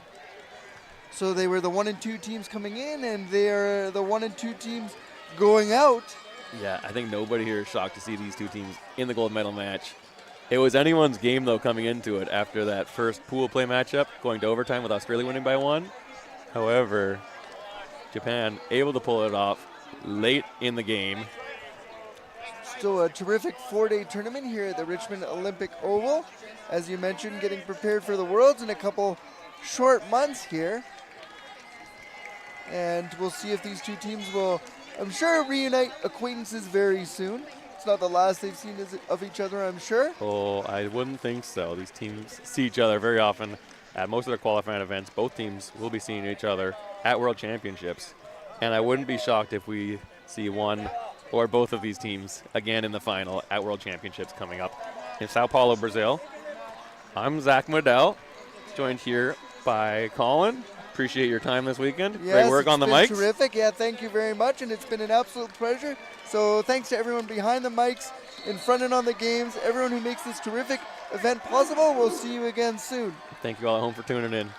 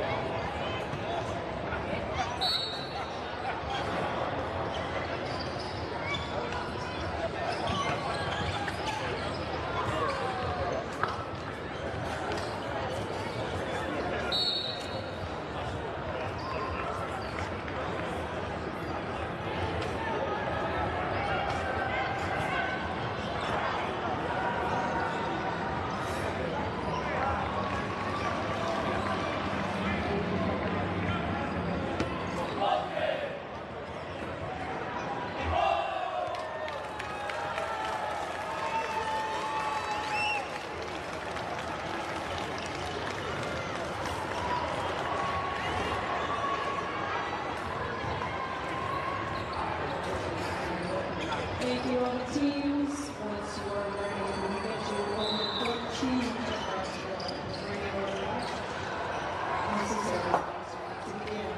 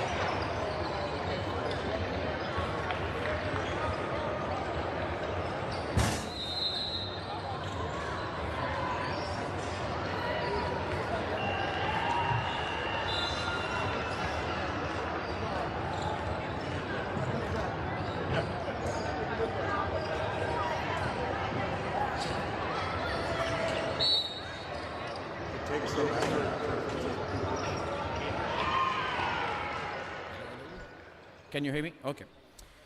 Good afternoon, everyone. I welcome to the award ceremonies for the 2026 Canada Cup. Bonjour à tous et bienvenue aux cérémonies de remise des prix du tournoi Coupe Canada 2026. Mon nom est Franck Point and I will be your MC today. As you might have noticed already, I've got this Parisian accent. Please forgive me if I mispronounce your name. Paris, France. France is other great rugby nation. To begin our ceremonies, please welcome our dignitaries and the winning teams. Pour commencer nos cérémonies, veuillez souhaiter la bienvenue à nos dignitaires et aux équipes gagnantes du tournoi. L'équipe qui a gagné la médaille de bronze, la France. Si vous voulez bien nous rejoindre, s'il vous plaît.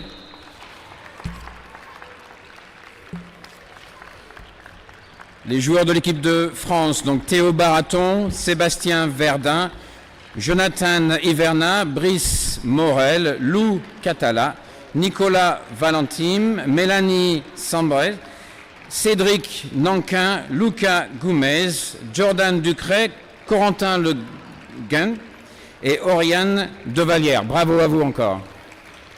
Congratulations, friends.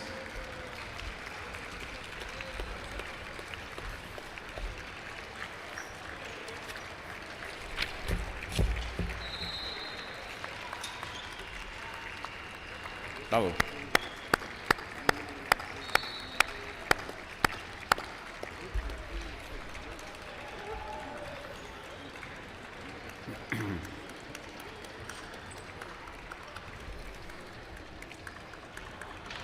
Let's welcome now the silver medal for Australia. Please, if you come and join. So, Australia team, we have Chris Bounds, Andrew Holloway, Riley Batt, Cooper Blackwoods, Robin Limbird, Shaw Graham, Andrew Edmondson, Jack Nicholson, Liliana Pusha, Beau Vernon, James Mackillan, and Michael Ozane. Congratulations again, Australia team. Well done.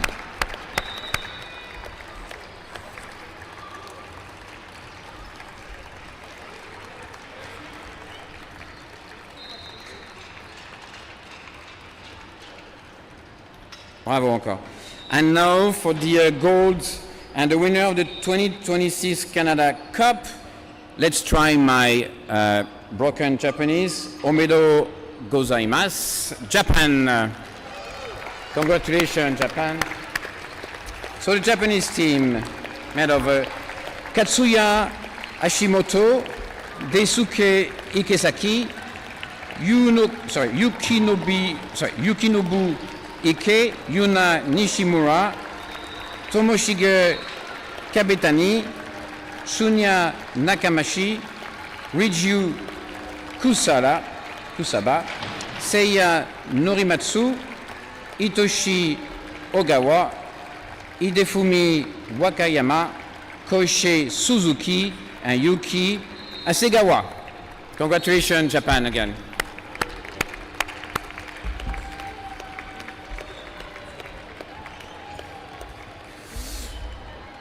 So please join me in welcoming our guests for this afternoon. Merci d'accueillir nos invités spéciaux ce soir.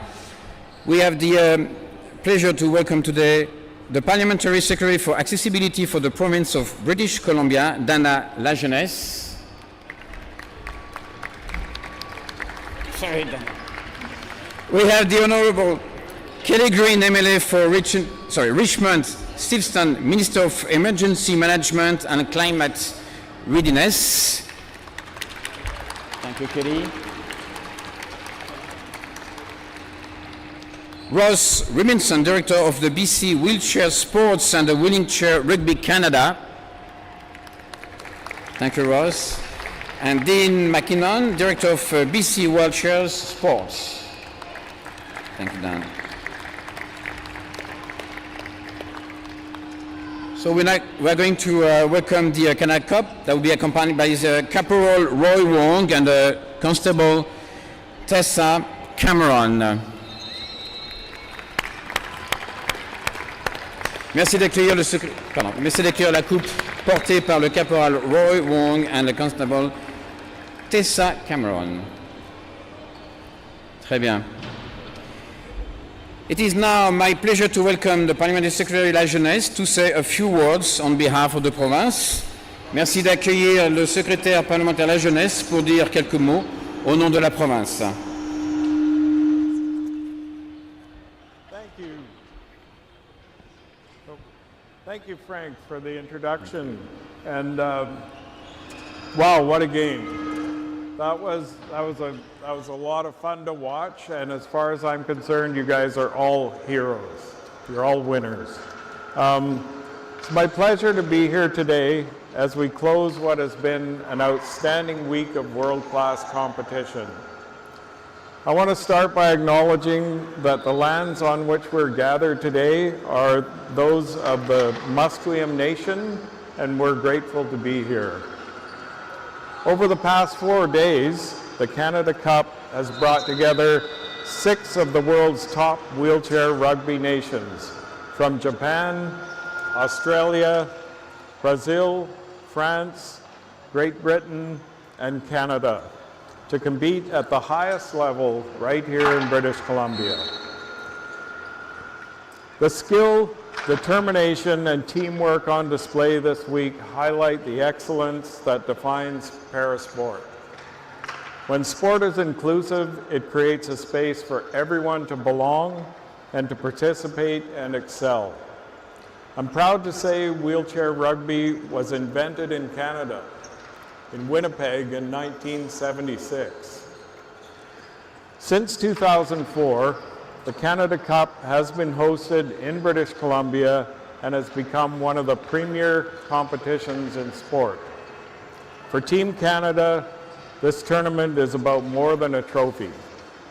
It's about building toward the world stage and showing what Canadian athletes with disabilities can do. The Canada Cup represents what an accessible, inclusive British Columbia looks like in practice. Through the Accessible BC Act, our government is committed to identifying, removing, and preventing barriers so that people of all abilities can participate fully in community life, including sport.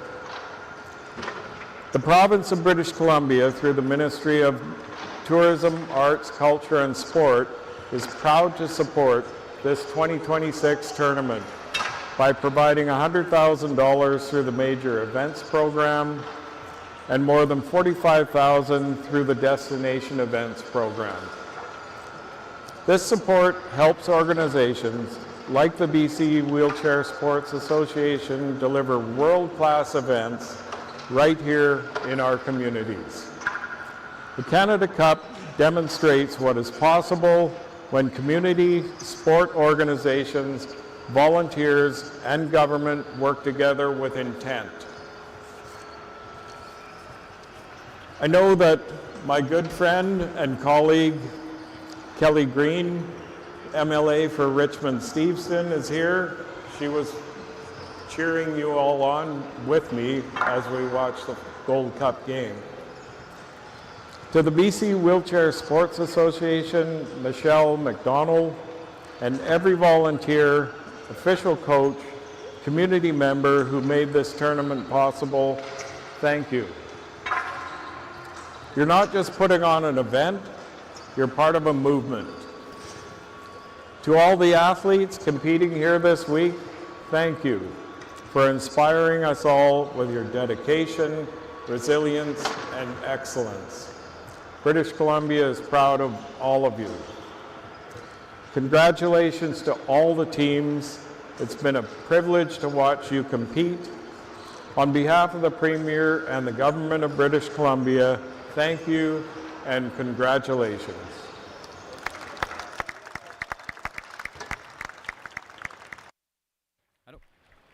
Thank you.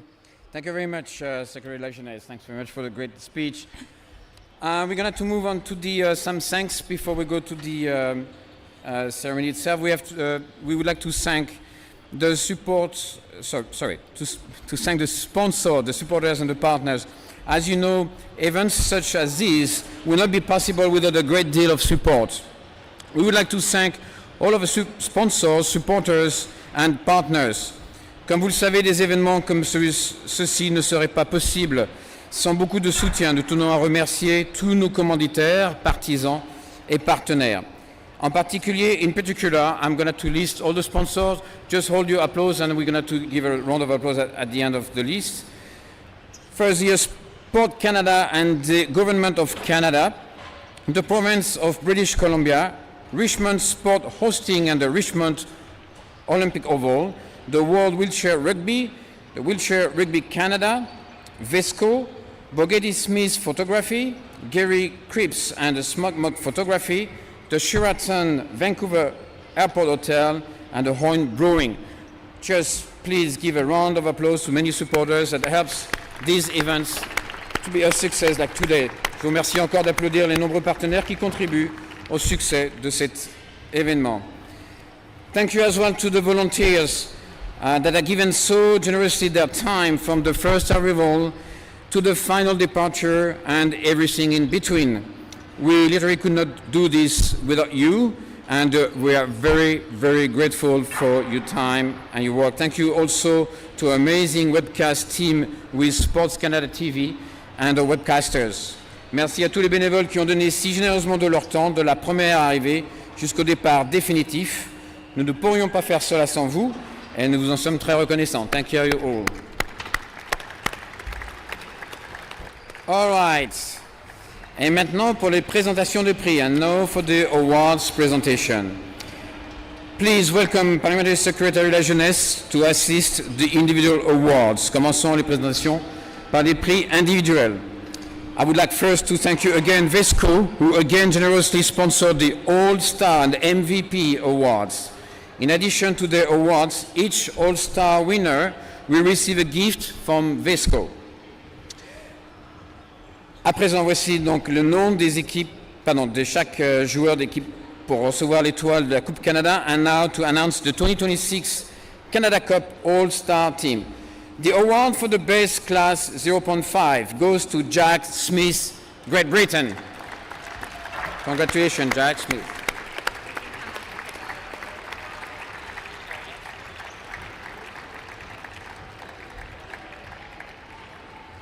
Bravo, congratulations.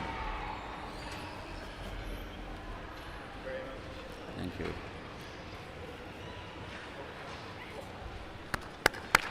Thank you again.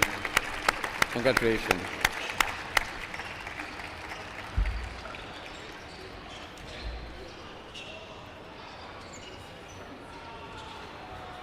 The award for the best class 1.0 goes to Itachi Ogawa, Japan.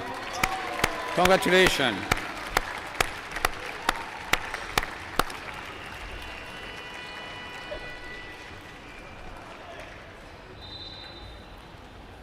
Congratulations.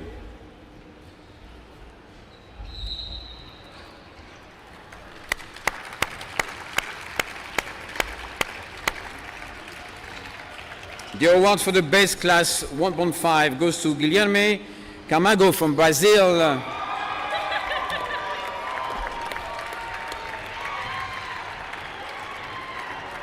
Congratulations again.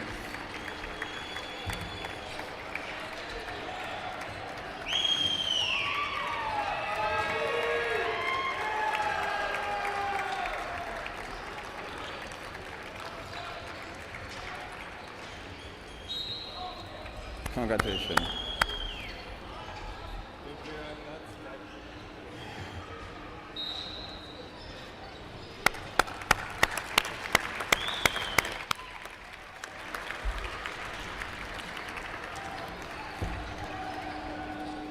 Thank you, congratulations. We heard a lot of noise from Brazil, so next team, please. The award goes to the best class 2.0, goes to Sonia Nakamichi, Japan. Congratulations.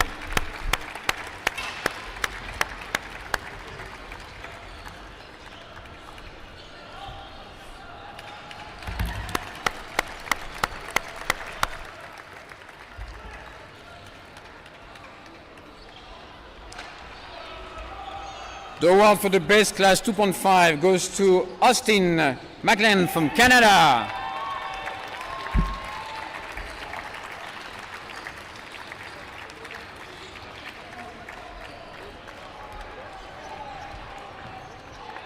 Where is he? Ah, he's here. Perfect. Congratulations.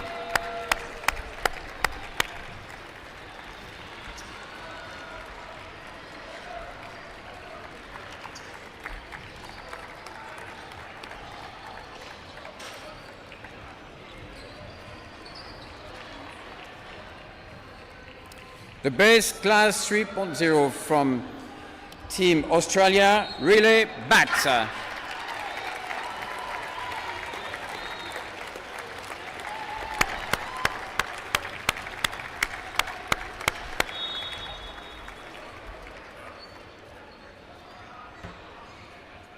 Congratulations.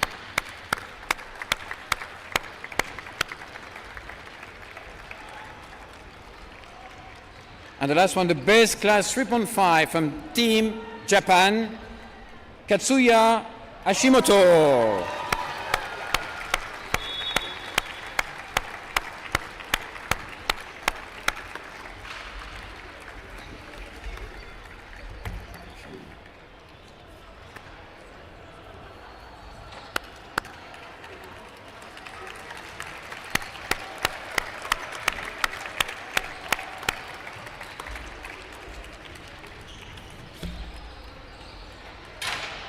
Congratulations to all.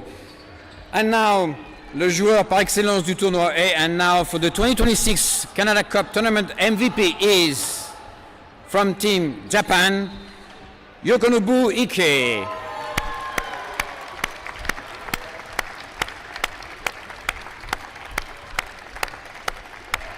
Congratulations again.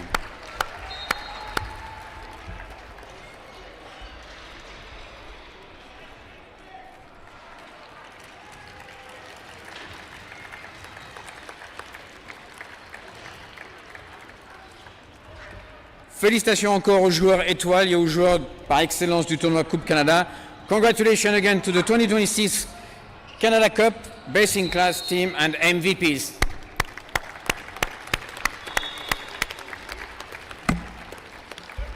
All right, medals now.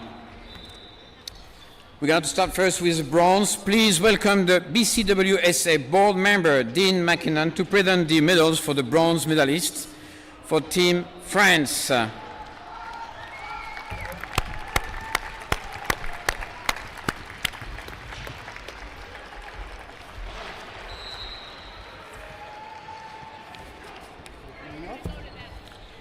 Yeah.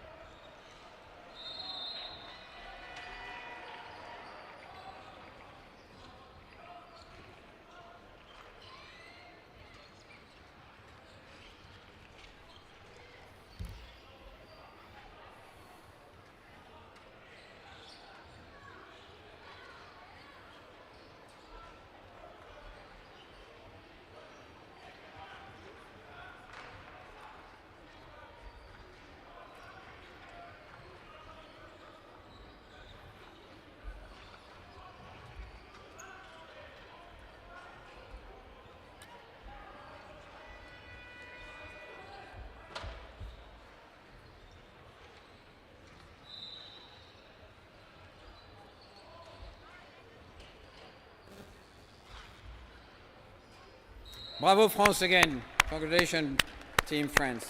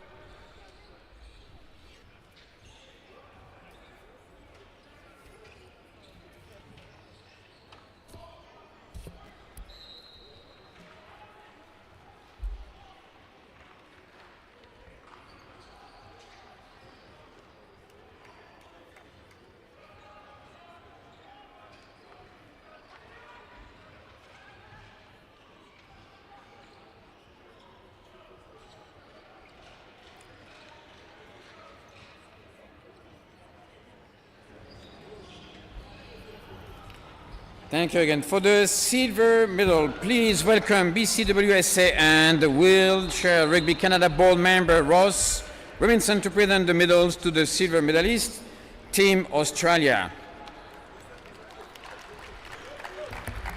Congratulations again.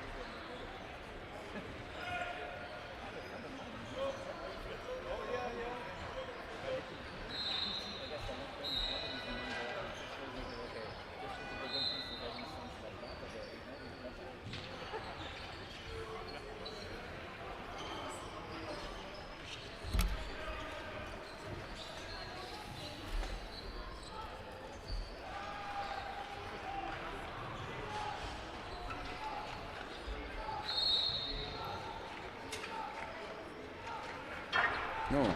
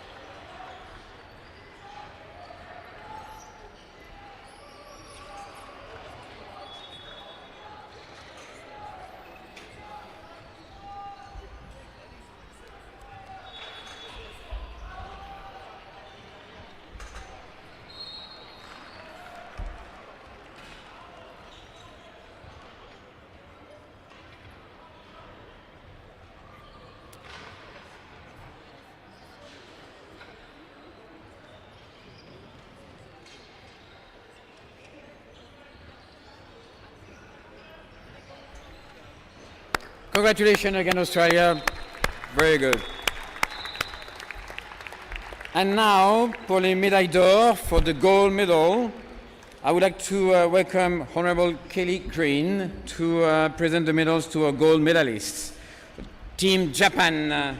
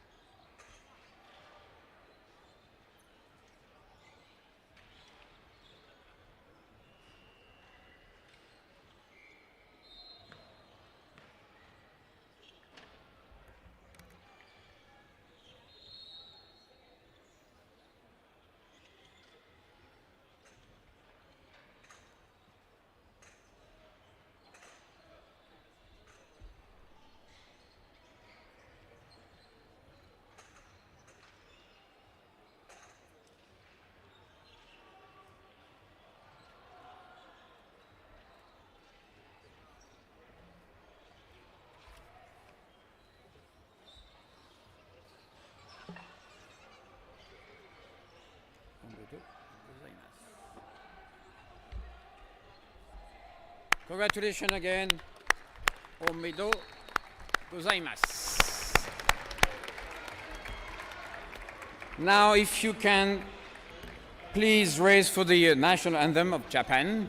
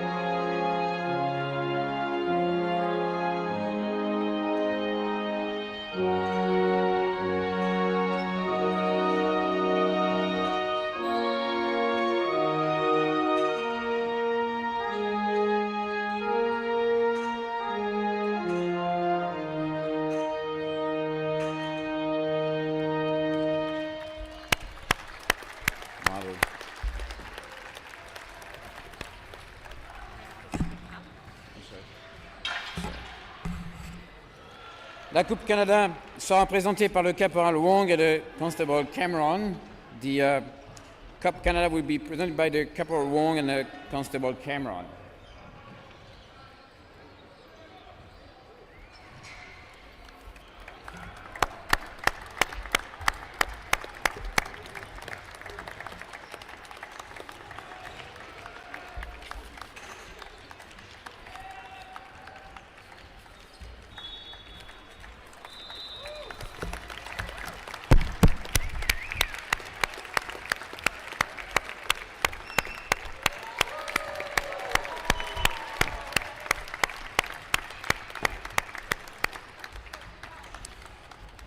Thank you again. So this concludes our ceremonies for the 2026 Canada Cup.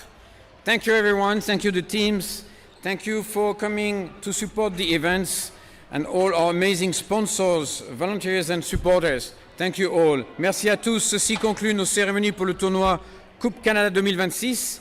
Merci d'être venus soutenir l'événement. À tous, aux équipes, aux incroyables commanditaires, bénévoles et partisans. Bon retour à la maison à tous. Bonne chance au Brésil. Have a safe journey home, everyone, and best of luck for Brazil in August. Thank you again.